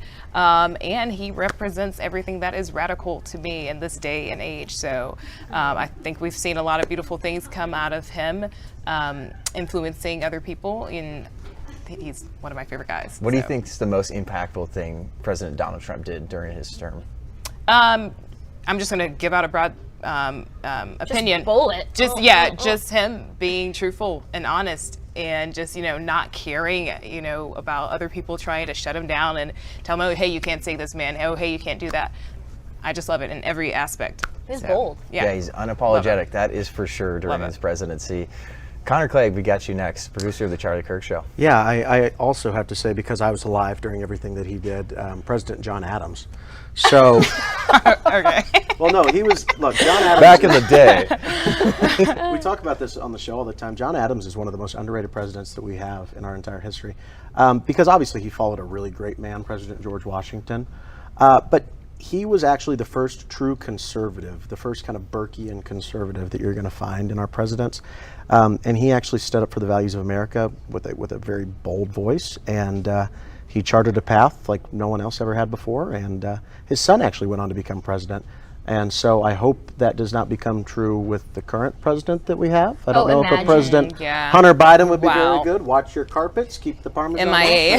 No, John Adams was a great president. He was a really good president, totally underrated. So. Oh my goodness. If there's not to go off on cheese, but I love cheese. If there's a certain attribute that he had, what do you think something we should be looking for in our next president? An attribute that he had an attribute that President Donald Trump also had, and I think that we should be looking for that attribute from maybe that man in our next president, and that's just a hard-headedness and just to be a bulldog for your country. He passed controversial things into law, and he used political will to get stuff done for our founding. Like the Alien and Sedition Acts and things like that, and everyone looks back at it and they're like, that was a little radical, that was a little much, maybe, John Adams. And he was like, I don't care, right? And President Donald Trump kind of has the same attitude. So if we're talking about our next president, I hope our next president has an attitude like that. Oh, yeah. So. With a couple minutes left, favorite president, Morgan. I'm going to be super basic and pick George Washington because as a history nerd, I admire the fact that all of human history up until the late 1700s was people basically oppressing each other, and kings, monarchies, dynasties, regimes, and then our country was founded and we had a president that could have been put into place and been another King George, and instead he resigned after 2 terms. He served the 2 terms. He set a precedent in America of saying, I'm not going to keep this power until I die. I'm not going to build something that's a legacy for my family alone and build this absolute centralized power. And I just admire that greatly because it set us on a great course. Do you think we'll have anybody like George Washington ever again? I think so, absolutely, because there's still people that are disciplined and have, men of moral character, women of moral character. And I think if we focus on the values of our founding and get back to those concepts, we'll be able to save America. I'm not saying our documents are going to get us out of this because the other side right now ignores those documents. But if we reinvigorate the values and respect for those disciplines, I'm pretty excited for us. And I'm going to go with President Ronald Reagan. He had a lot of great quotes, and I think one of those quotes is just so timely for what we're going through right now. If we lose freedom here, there is no place to escape to. This is the last stand on Earth. And I think it's something we need to get reminded of. Obviously, there's different ideas of policies and the way we go about things, and we obviously want leaders to associate with our conservative values always. But when you hear quotes like this, really knowing the importance of America, I think that just rings true. But thank you, Morgan, Zoe, Connor. If you want to read some more about this stuff, go to the live feed, tpusa.com/live feed. Coming up next, we got On the Frontlines with Isabel Brown. Right after, MAGA Hulk Stephen Davis is going to smash the leftist agenda in Smash. We'll see you guys tomorrow.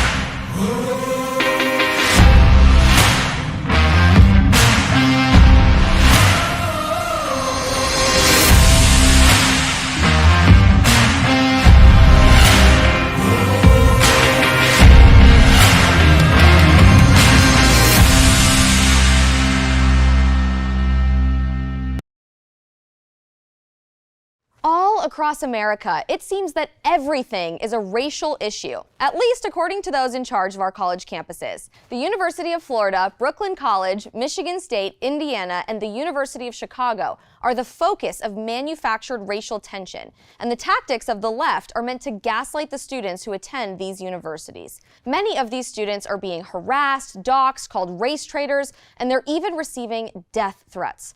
In this episode, we'll shed light on the cultural state of these universities, as well as hear from one student who endured it all while standing for objective truth on the campus of SUNY Geneseo after he dared to say a man is a man and a woman is a woman. We'll also look at a radical community organizer, feminist voice, and faculty member at the University of California at Santa Cruz. Talk about a woke triple threat. All this and more. I'm Isabel Brown, and this is On the Frontlines. On campus, the left tries to silence us. There's a lot of liberal indoctrination. Universities don't stand for objective truth. Insulting us, threatening us. We are on the front lines. My name is Owen Stevens. I attend SUNY Geneseo in upstate New York. I've gone to this college since 2018, and since then I have done my best to advance conservatism on my campus by starting a Turning Point chapter and never bowing down to the ideology that my professors and administration try to shove down my throat. I was raised a born-again Christian and a conservative. I've been that way my entire life, and it will not change.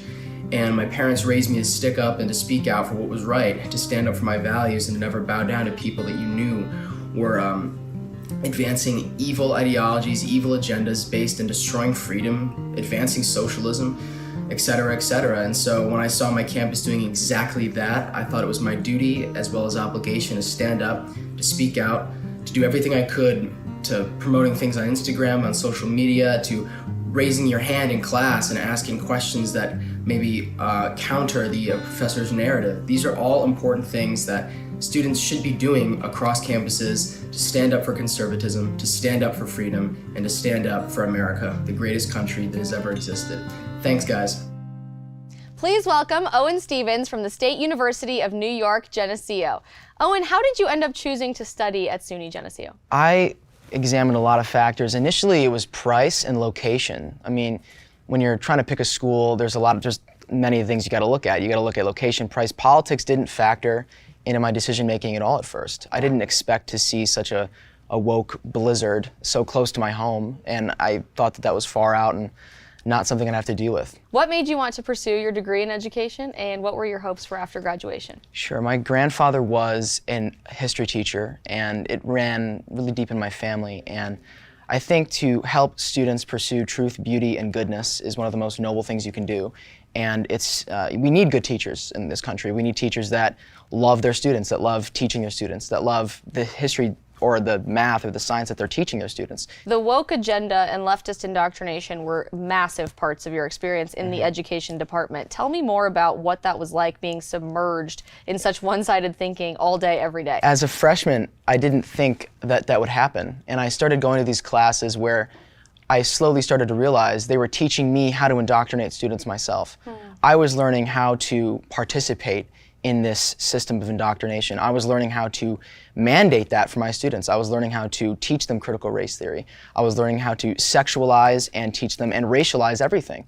So now you have kids that are, 8 years old, 9 years old, 10 years old, learning about sex, learning about gender, learning about not biologically correct gender, but that was my first awakening to it. I was, because I didn't expect at all that I would be teaching them that. I thought I'd be teaching them how to read and how to write, how to learn history, how to read books and examine and research, things like that. When did you decide to first speak the truth in your community of the education department, and what was so controversial about what you said? Yeah, well, I originally on Instagram started posting videos that related to conservative topics, such as, I made videos on Christopher Columbus, I made videos on gender, capitalism, and such. The one that they really took issue with was when I stated a man was a man and a woman was a woman. I also said a man was not a woman and a woman was not a man. And these are, unfortunately, biological reality has been called bigotry.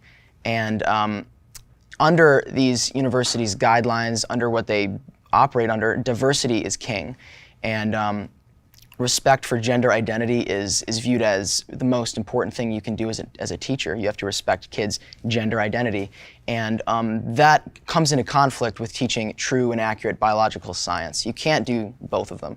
You can't teach the truth of reality and at the same time teach this gender ideology, because they conflict. They're not the same.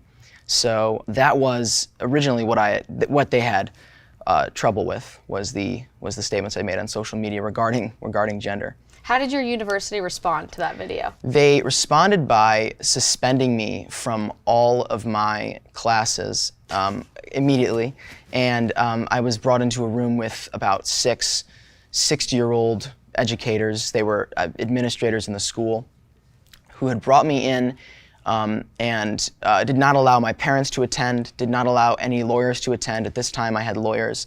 They denied, they said they wouldn't have the meeting if I brought a lawyer. They said they wouldn't. At a public university.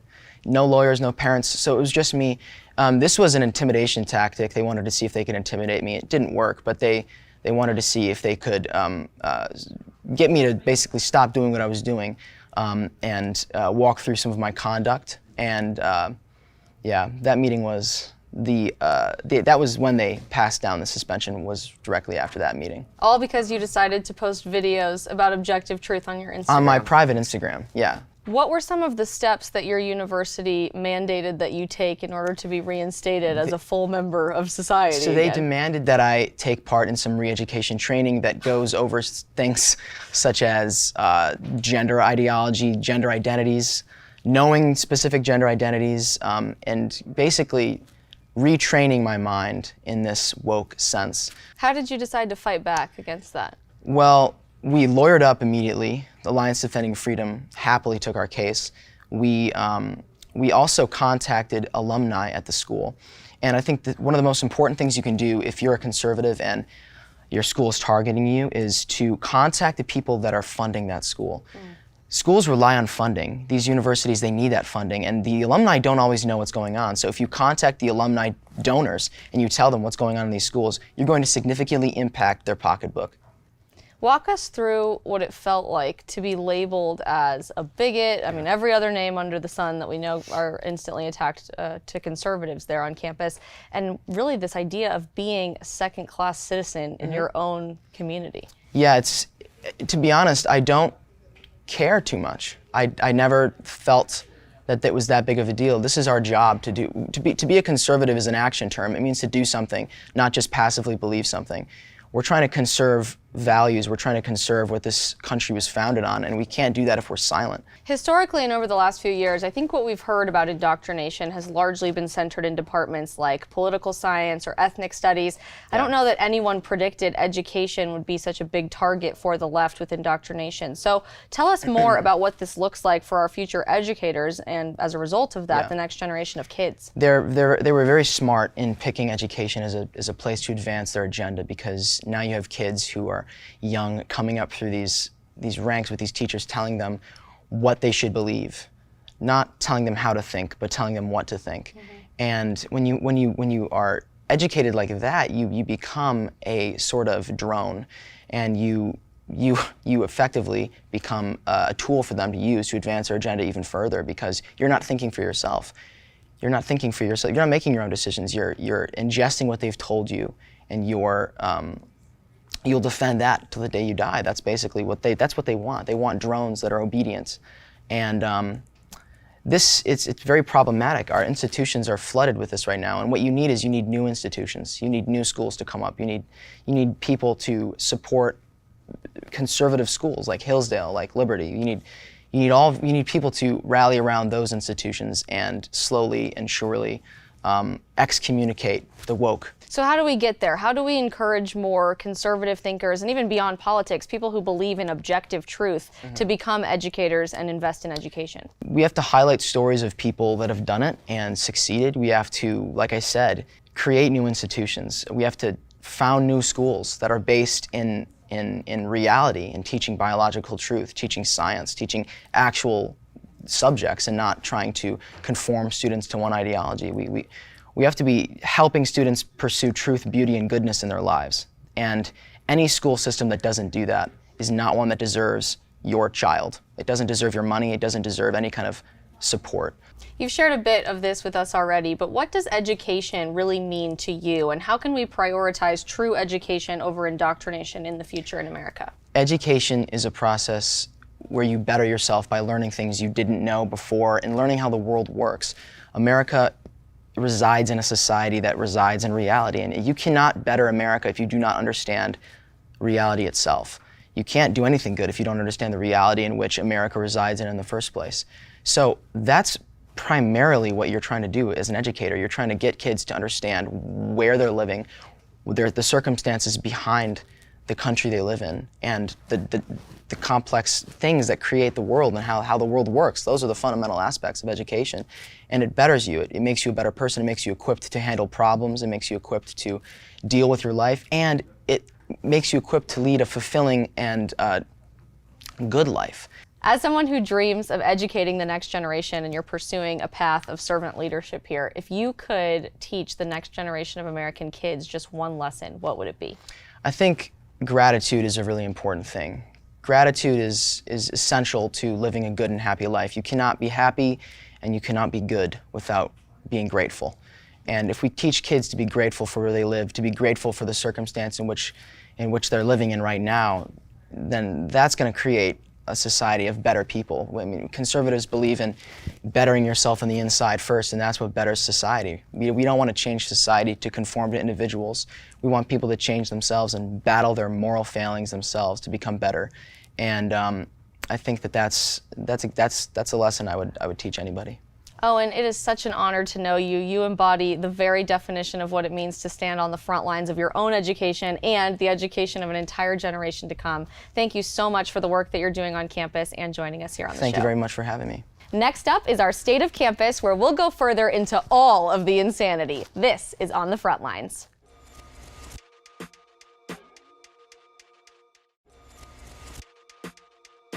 Racism is a hallmark trait of the current climate in America, and it's always to blame for society's problems.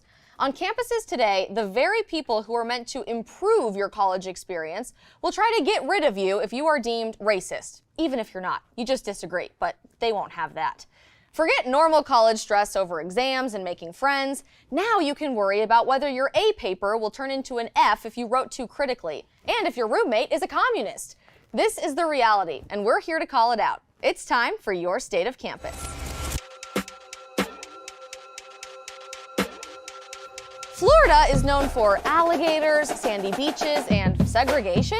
The University of Florida recently invited the student body to a racially segregated town hall meeting. The BIPOC Anthropology Town Hall was advertised as an event only for those who identify as BIPOC individuals, which stands for Black and Indigenous People of Color. Wait a second, isn't race fluid now? What's stopping someone from identifying as BIPOC just for the event? Oh, they can't identify with the race that they just want? Now that's racist. The town hall came on the heels of many other segregated events and spaces on college campuses, including black-only dorms and graduation ceremonies. Are we in 2021? Because I don't remember still having Jim Crow laws implemented into our college system. Students on campus were outraged that the event took place, saying it would be no different from holding an all-white event. But it's very different. Apparently, if you're a minority, you can exclude whoever you want, and it's not racist. A spokesperson for the university has since shared that the administration believes the event was inconsistent with university policies and values. Thank you for that, University of Florida. I'm so glad you put this in writing. I would hope that your school's values don't include segregation. Let's travel to the Midwest, where the University of Indiana's student government has also stirred up racial division on campus. Students recently passed a bill to mandate racial quotas in the student senate by appointing minority students to the body, while other senators are democratically elected. The mandate passed that 31 of the 62 seats in student Congress had to go to minorities and the LGBT community. But what if there aren't as many minorities wanting to sign up for student government? Will they just pick anyone from campus to fill that seat, even if they have no interest in politics? That's not exactly how the democratic process works. After deciding to voice his opposition to the bill, Kyle Reynolds faced extreme backlash, quickly being labeled as a racist, white supremacist, and uneducated during the student senate meeting. He explained that his opposition to the bill was not rooted in the issue of representation for minorities on campus, but rather the lack of a democratic process of elections for new senators. Makes sense to me, but now preserving democracy equates to disrespecting minorities. In fact, a fellow senator responded even further, saying that American democracy is rooted in white supremacy and, of course, is inherently racist. Oh, how progressive. As if a minority student can't get elected by their peers. I'd say it's pretty racist to think that minorities are not able to get elected in politics just because of their race. But maybe I'm just too uneducated to treat people based on what they do and not what they look like. Don't go anywhere. We'll be right back with our Professor Watch List.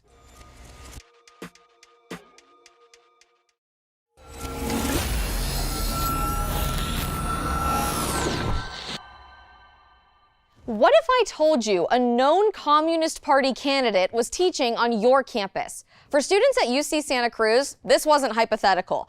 This week's contestant on Professor Watchlist is none other than Angela Davis, a professor emeritus. Angela Davis has appeared as a candidate for Vice President of the United States on the Communist Party ticket, not once, but twice. She was an icon for the political left during our parents' young adult years, was a member of the Black Panther Party, and had her name recognition recently surge after serving as the co-chair of the 2017 Women's March.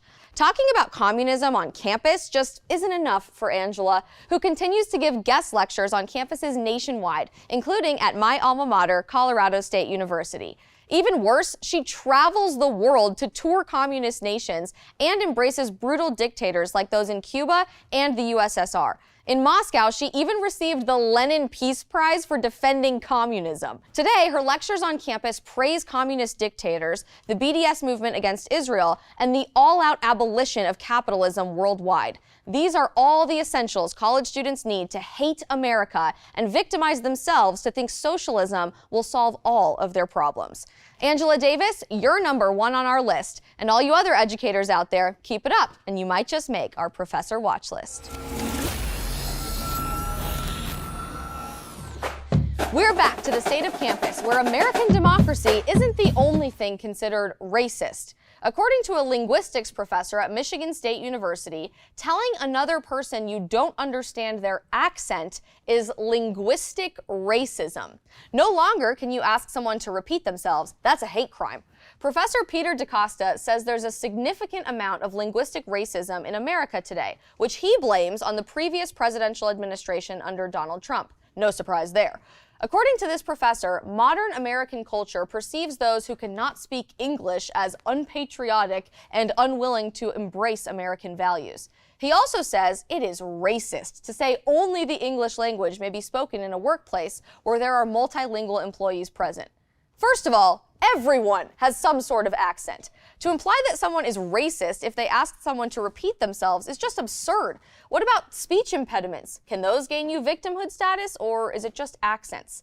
Think of how many times someone from Brooklyn or the Deep South may need to repeat themselves in a conversation. I guess they're both racist. And secondly, workplaces are primarily English-speaking because we are in a majority English-speaking country. When two coworkers start to have a conversation in another language, no one cares.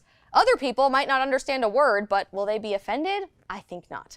This is ridiculous. America has always had the most cultural diversity on Earth, accents and all. Continuing through the Midwest, the University of Chicago has decided to consider the creation and funding of an entire department dedicated to critical race studies. If you thought gender studies was strange, prepare to be amazed by CRT. The Encyclopedia Britannica explains critical race theory as the idea that the law and legal institutions are inherently racist, and that race is a socially constructed concept that is used by white people to further their economic and political interests. The proposed department echoes the decision by the Chicago Public School District to implement the controversial 1619 Project, a preeminent critical race theory curriculum sponsored by the New York Times into all of its K-12 classrooms. Yeah, because I definitely want the staff of the New York Times teaching me about race. Does this mean that merely reading the Times can earn me a degree? That sounds so much cheaper than what universities are charging for their propaganda.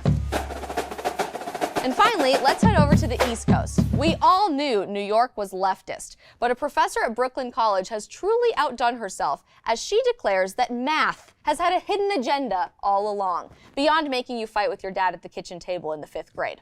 According to Lori Rubel, the equation 2 + 2 = 4 reeks of white supremacist patriarchy.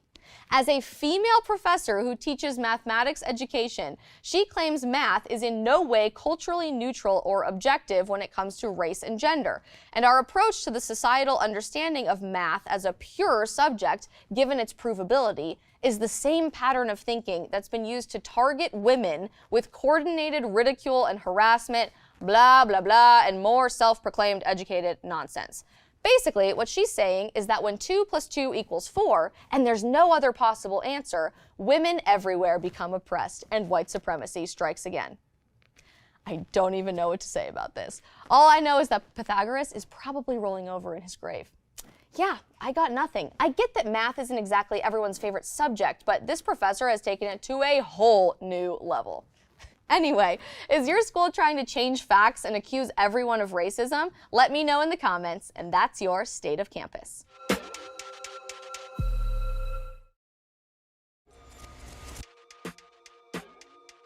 There is a ton of corruption and indoctrination occurring on American campuses today. Apparently, everything is racist, from American democracy to good old-fashioned math. Pay attention in class because your tuition dollars are probably funding communist propaganda. And you may think what you do every day is insignificant, but know that one person standing against the leftist mob can create massive change. If communists can spread such terrible ideas so quickly, think about how much change you can stir when you speak the truth on your campus. This is your voice, your stories, your fight. Together, we are on the front lines.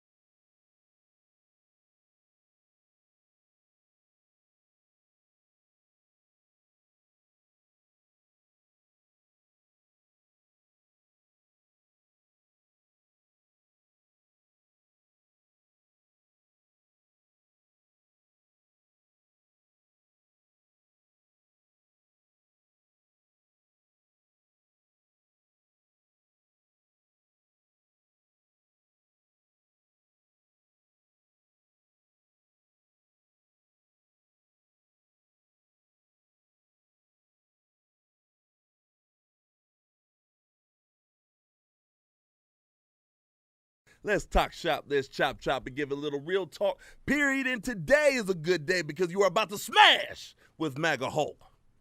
Hulk smash!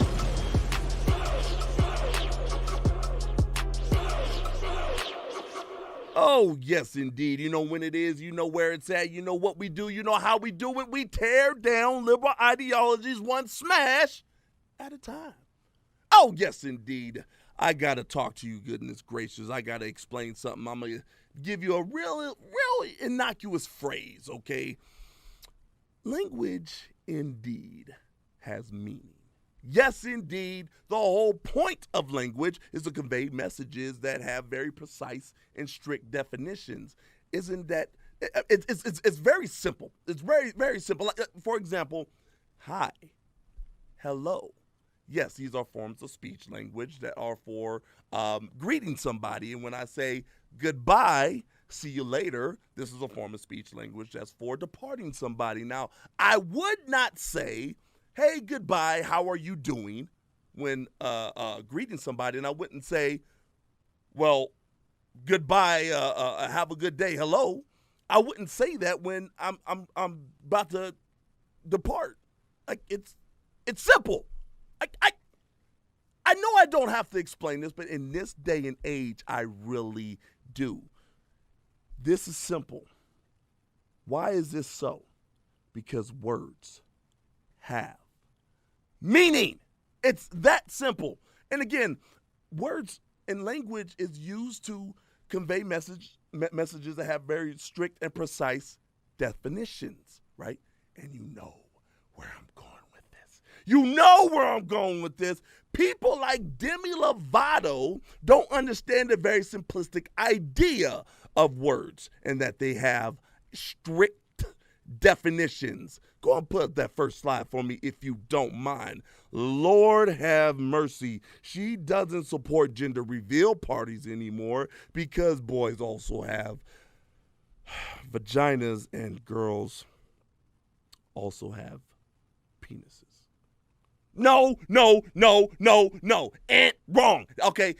For the left that loves the claim that they believe in the science. They're all about science. Science, except when it goes against their thought processes and whatever it is, whatever their agenda is. How is this possible? No, XX and XY chromosomes. XX for male, XY for female. It's very simple. It's very, very simple. But when it comes to leftism, no, that does not work because they want to change language. Go ahead and put up slide 2 for me. Same thing when it comes to the definition of the word racist, which the definition is a person who believes in racism, the doctrine that one's own racial group is superior or that a particular racial group is inferior to others. However, ladies and gentlemen, the word racist does not mean when I am speeding in a zone, I am going 90 in a 15-mile-per-hour zone, and I get pulled over by a white cop, and he comes to my door and says license and registration. I can't then look at him and say, you racist. You pulled me over because I'm black. You're racist. No, he pulled me over because I broke the law. It's that simple. Or if I'm walking down the street, right, and I'm walking towards a white person and they're walking towards me, and I say, hi, hello, and they keep walking, they don't say anything to me, I can't then turn around and say, oh, you racist. No, that's not the way it works. They may be having a bad day. They may just be a rude individual, but that does not mean that they are indeed racist. Must I explain these things to you? Now, same thing when it comes to illegal alien. Okay, here we go. We are about to get in trouble today. When I say illegal alien, yes, indeed, ladies and gentlemen, I do indeed mean illegal alien. Not undocumented worker, not undocumented immigrant. I said illegal alien. Now, go ahead and throw up slide 3. Let's define illegal alien. A foreign national who is living without official authorization in the country which they are not a citizen. So if an illegal crosses the borders of the United States of America, a sovereign nation, then I'm going to call them what they are defined as, which is an illegal alien. No, not an undocumented immigrant. Stop it. Words have meaning. I'm going to drive this point home over and over until you people get it, because it's unreal that we are pushing an agenda that is anti-language, anti-definition of anti-truth. It's so sad that this is where we're at in America, where I say something, a very innocuous phrase like words have meaning, language has meaning, and people lose their daggone minds. Oh boy, oh boy, oh boy. Ladies and gentlemen, words have meaning. And when you water down words, it makes them less effective and gives room for the wrong interpretation of words, which is, of course, what the left wants. They want to make the words more malleable for the purpose of making words more susceptible for the wrong interpretation to these doggone leftists. So when I say the word cow, right, and I say I love to eat cow, I love it. But now the word cow means chicken, and it means sock, and it means sun. They're going to be like, and if I say I love to eat cow, they're going to be like, wait a minute, you love to eat the sun? Well, you love to eat sock? No, words have meaning. And if we don't put a stop to this, ladies and gentlemen, you better believe we're going to get to a point in time where we can't effectively communicate without stumbling and bumbling and rolling over our words and begging people's pardons, which is what's going on right now today. We're going to get to this point where we can't even communicate. But I'm going to communicate effectively because I know words have meaning. And when we get back from break, you better believe we're going to get a little bit further into this. So stay tuned as we smash.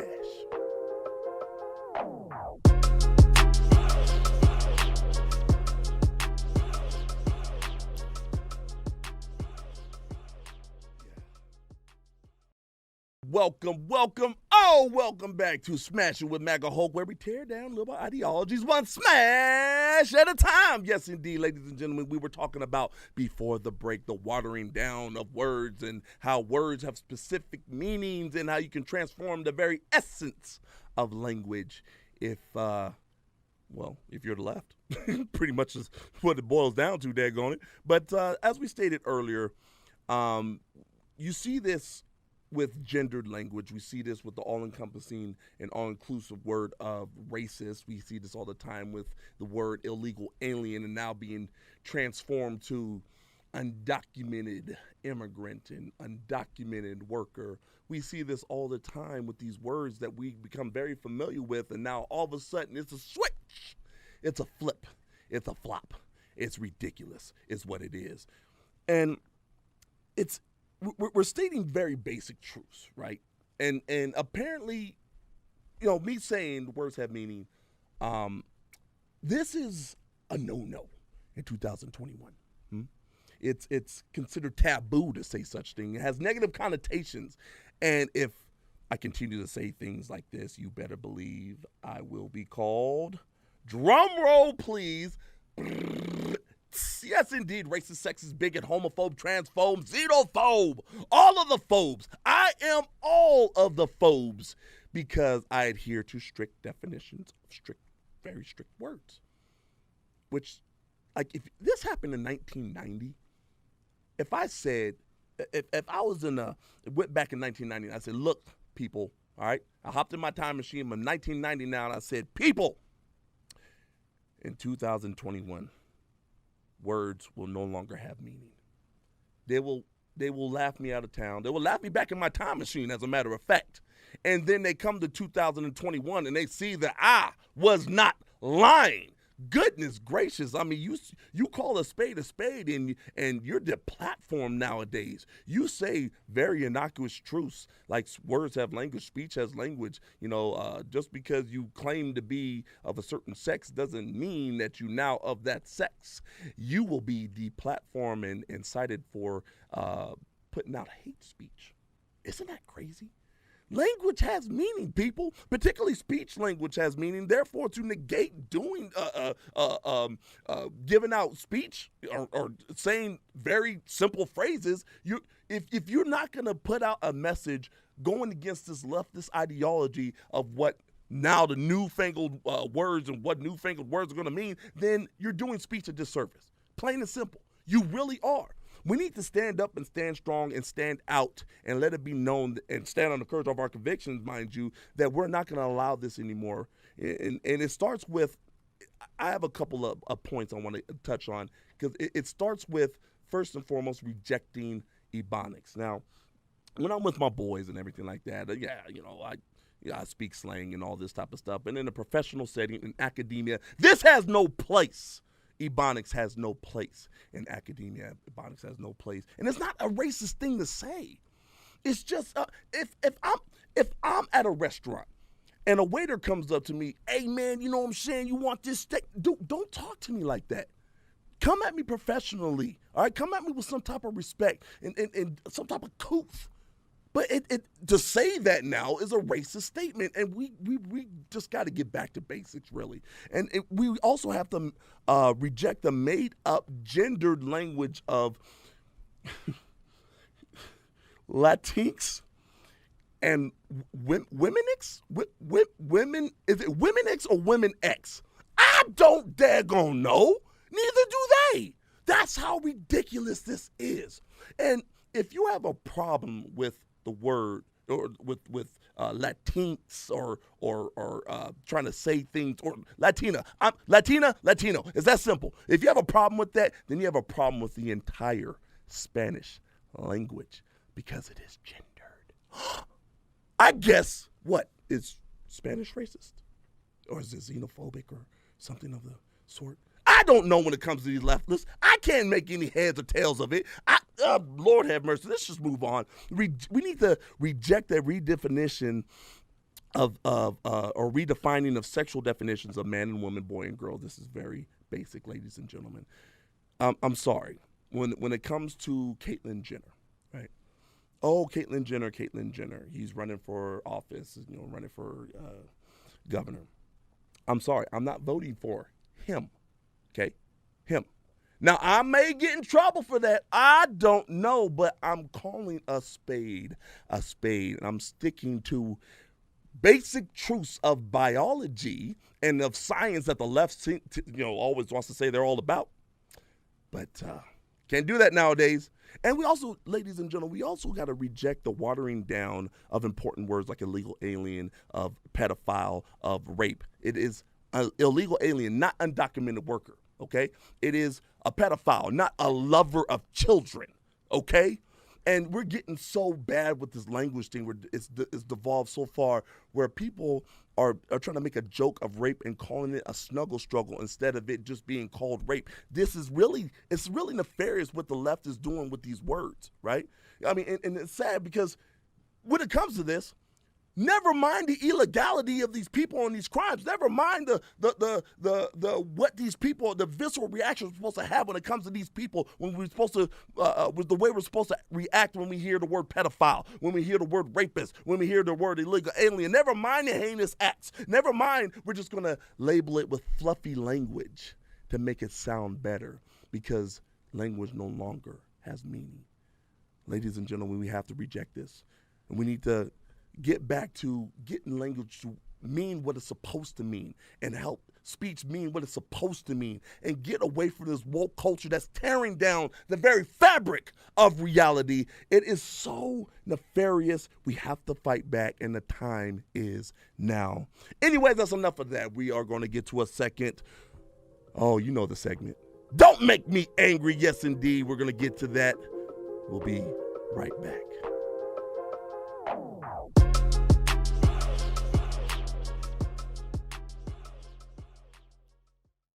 Yes, indeed, my fellow smashers. Welcome back to Smashing with MAGA Hulk. Yes, indeed, and now we're going to dive into a segment called Don't Make Me Angry. Woo! Try to tell you. But we'll go over whatever comments, whatever tweets, whatever memes you have sent to my email inbox, which is at MAGAHulkSmash@gmail.com. So let's get right into it and see whether you want me happy or angry today. Let's get into it. The first one is my pick. Yes, indeed. Roll it. Yo, on guard. It's like certain things you shouldn't do. You shouldn't do. Like, why would you do this right here, bro? Like, why would you do this? It's a Chrysler. It's a 300. He got the bootleg joint on here, bro. He took it off. Look, yo, it's a Chrysler 300, man. Yo, like, it's just certain things. Like, why would you do that, Holmes?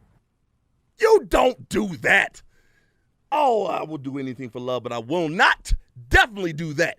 Goodness gracious, I'm sorry. It's a Chrysler 300. It's not a Bentley. I don't care. All the emblems you can put on, it still has a VIN number, and that VIN number showcases that it's a Chrysler. Oh, I seem to be making a connection here.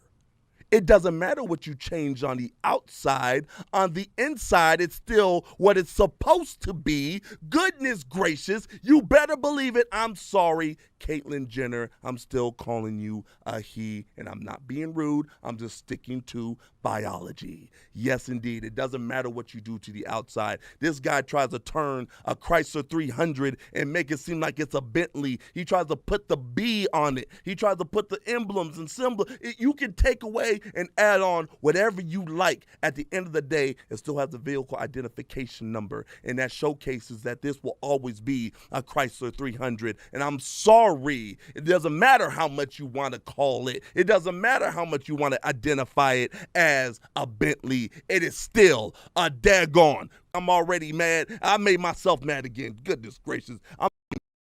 Oh, this is good. Oh, this is good. A rare footage of a liberal who has been exposed to facts, and it shows the vampire with his hands up saying, no, oh no. Poor liberal, poor leftist. If this is not indicative of what it is when a leftist is exposed to facts, and I don't know what is, I tell you, it's just like a vampire. It is just like a vampire being exposed to the sun. He is exploding into flames. It is beautiful. It is glorious. And I know a lot about this because I used to be a leftist. I sure did. I used to be a leftist, and then when I was exposed to facts, I exploded into flames, and it hurt. It hurt my feelings to be exposed to these facts. It hurt my feelings to be exposed to the truth. But guess what? Facts don't care about your feelings. Facts do not care about your feelings. Oh, goodness gracious. Just like Tom Hanks said, there's no crying in baseball. There's no crying well, there's a lot of crying when it comes to leftism, I'll tell you that much. Goodness gracious. Great balls of fire. Go on to the next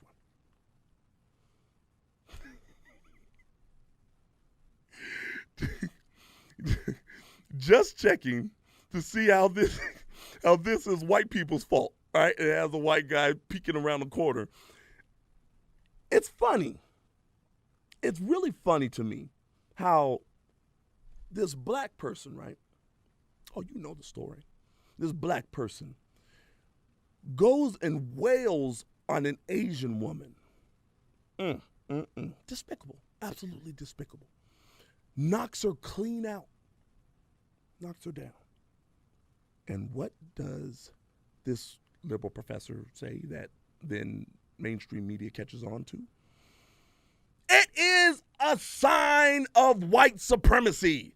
Oh, it is white people's fault that this black man hit another minority, an Asian woman. It is all of a sudden the white people's fault.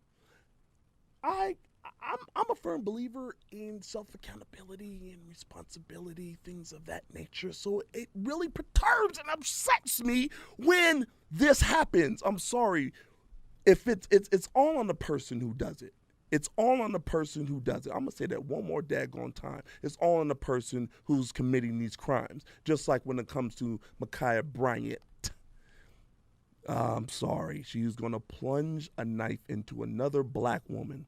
Another black lady, I should say, a teenager. And the cop shoots her, a white cop shoots her to save a black woman's life. Now, it's not her fault. It's not Ma'Khia Bryant's fault. It's not the fact that she was about to commit murder, or at the very least, attempted murder. No. It is the cop's fault.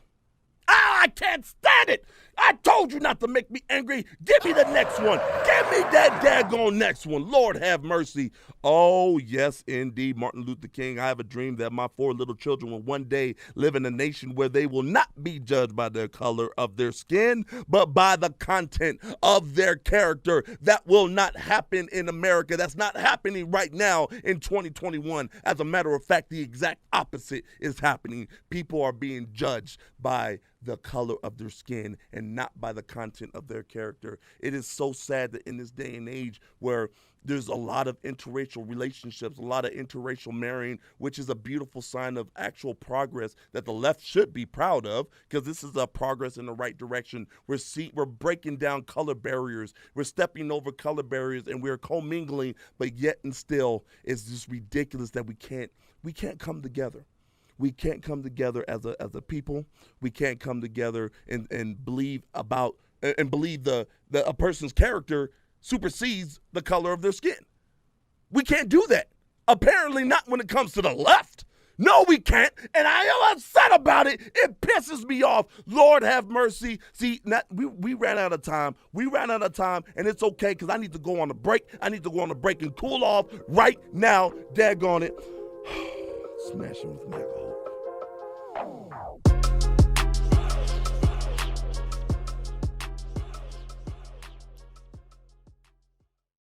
Oh yes. Thank you, my fellow Smashers, for tuning in today, even though I am angry, which it seems that you want me this way, so I'm just going to have to be angry. So, anyways, you're going to find more of me at turningpointusa.com. You can also find me at Turning Point USA on YouTube, Real Talk Period Productions on YouTube, and You Ain't Black on YouTube, daggone it. You can also find me, Real MAGA Hulk, and on Twitter and on Instagram. And remember, words have meaning. Yes, indeed. So until next time, though, until we have some more liberal ideological destruction, we will be back next time.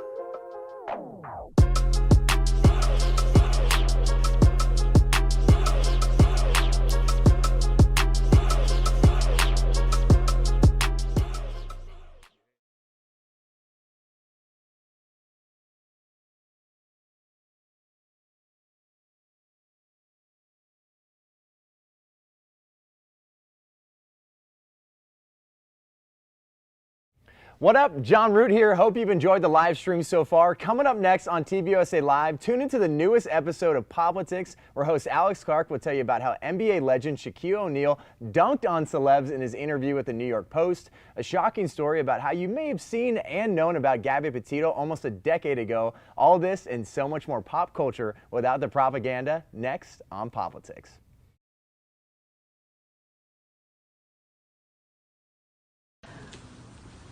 Have you ever had a Krispy Kreme? Have you ever gone to Krispy Kreme? Was it crispy? No. Yeah, right.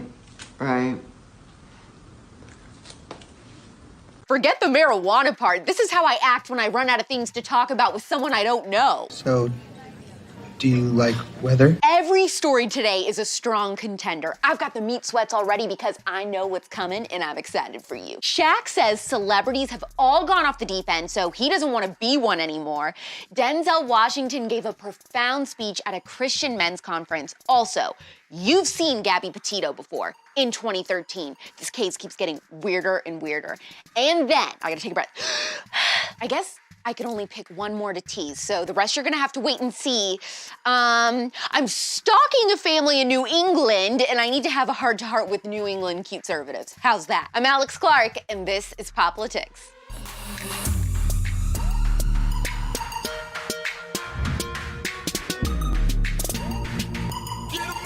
In a new interview with the New York Post, Shaquille O'Neal said, "These celebrities are going freaking crazy, and I don't want to be one. I denounce my celebrityness today. I'm done with it." Victory dance! Victory dance! Victory dance! Victory dance! Shaq said, "I don't want to be in that category. Celebrities are crazy. They really are. Don't call me that anymore. These people are out of their freaking mind with how they treat people, what they do, what they say. That's never been me. I never want to be looked at like that." He said he'd much rather be known for his kindness than celebrity not-so-awesomeness. Now that's a bright idea. He truly has always been the equivalent of two stand-up guys, hasn't he? Yep, he's that tall. Does anyone not like Shaq?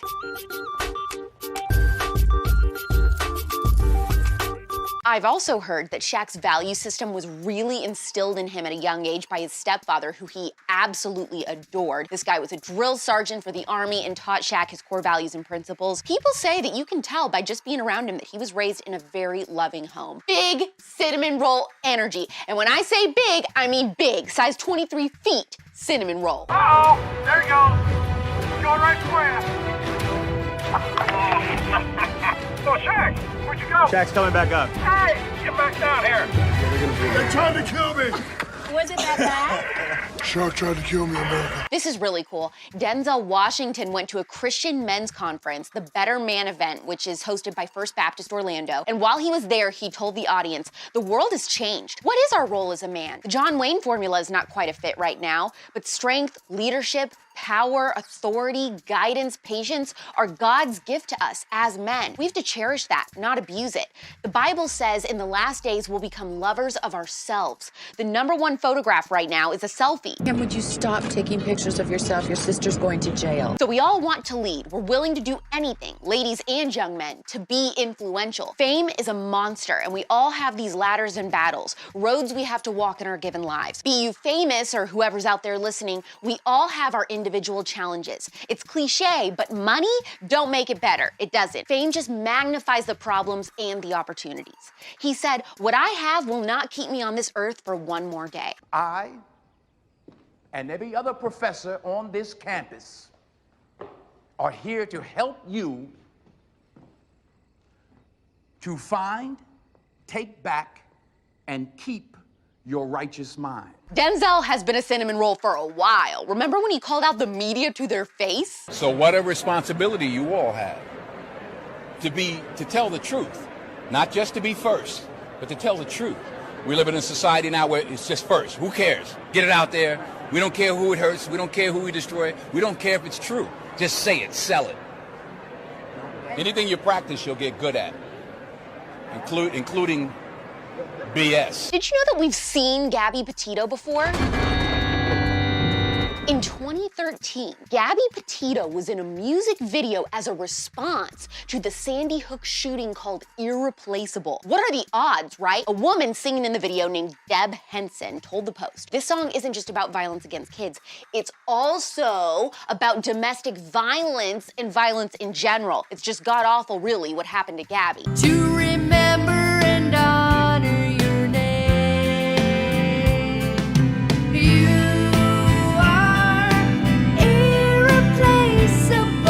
Finding out stuff like this about someone after they die always gives me chills. It's like a really creepy foreshadowing that predicts your death, a premonition. Like Naya Rivera posting tons of pictures of herself in or underwater on her Instagram. I'm kind of psychic. I have a fifth sense. Are Angelina Jolie and The Weeknd dating? What's going on here? I hear there's rumors on the internets. They've been spotted a couple times out to dinner, and people are having a lot of fun online speculating. I am way more inclined to believe that they're working on some sort of project together. Come on, this cannot be some sort of weird Olivia Wilde, Harry Styles type sitch. They just cannot be dating. It's too weird. Not only is there a massive age gap, but he has so many drug issues and stuff. I mean, he talks about it in his music. I cannot imagine him being a father figure to all her kids. In fact, I think it's way more likely she adopts him. Is that your son? No, I just bought this baby cash. What's your verdict, conservative court? Dating or not? You're the best son money can buy. I have a new addiction. I discovered an Instagram family last night that got me thinking that I may have to get over my hatred of cold weather and move to New England. I've only ever been to Connecticut once in the summer when I was little. Otherwise, I've never been to New England in the fall or winter, and this account, KJP, has me beside myself.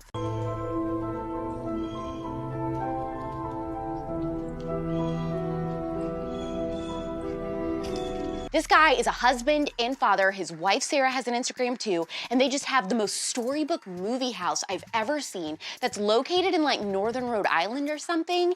And speaking of adoption, I would like for them to adopt me.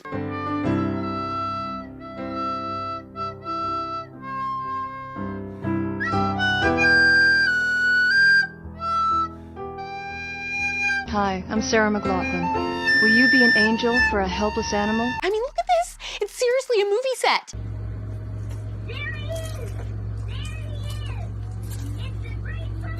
Look at this one.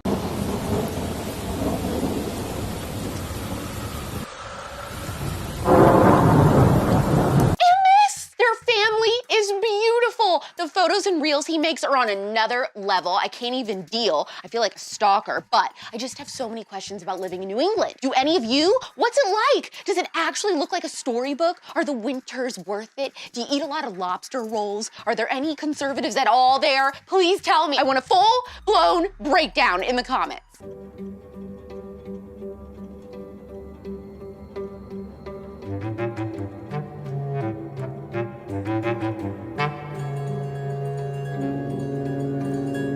I start to get depressed and compare my life when I see their content because I always compare myself to families. It's never girls on Instagram who are pretty or anything that, you know, really gets me bent out of shape. I just get the most insecure, I guess, or self-conscious whenever I see perfect families. Like, that's my struggle, or whatever you want to call that vulnerable moment. But then I remember that their house has to be caked in dog hair from those golden retrievers, so I don't feel so bad. Do you like squeaky toys? Speaking of fall, did you notice my sweatshirt? Whoa! No, I'm just kidding. My disappointment is immeasurable, and my day is ruined. This is brand new Politics limited edition merch for Halloween time. It says Big Gov is spoopy, and you can shop this at shoptpusa.com or click the link in our bio. Very soft, just the right thickness for layering, and I love that it's black, which we never have done. We've never done black merch. This bright lavender color, which is so gorgeous. I don't know how it picks up on camera, but it's just, I love purple and black and orange. Like, those are very Halloween colors to me. You know, very spoopy. Oh, look at this Halloween stuff. This is pretty sweet, kind of spooky. I am in a major fall mood after that last segment, and listen to this first world problem.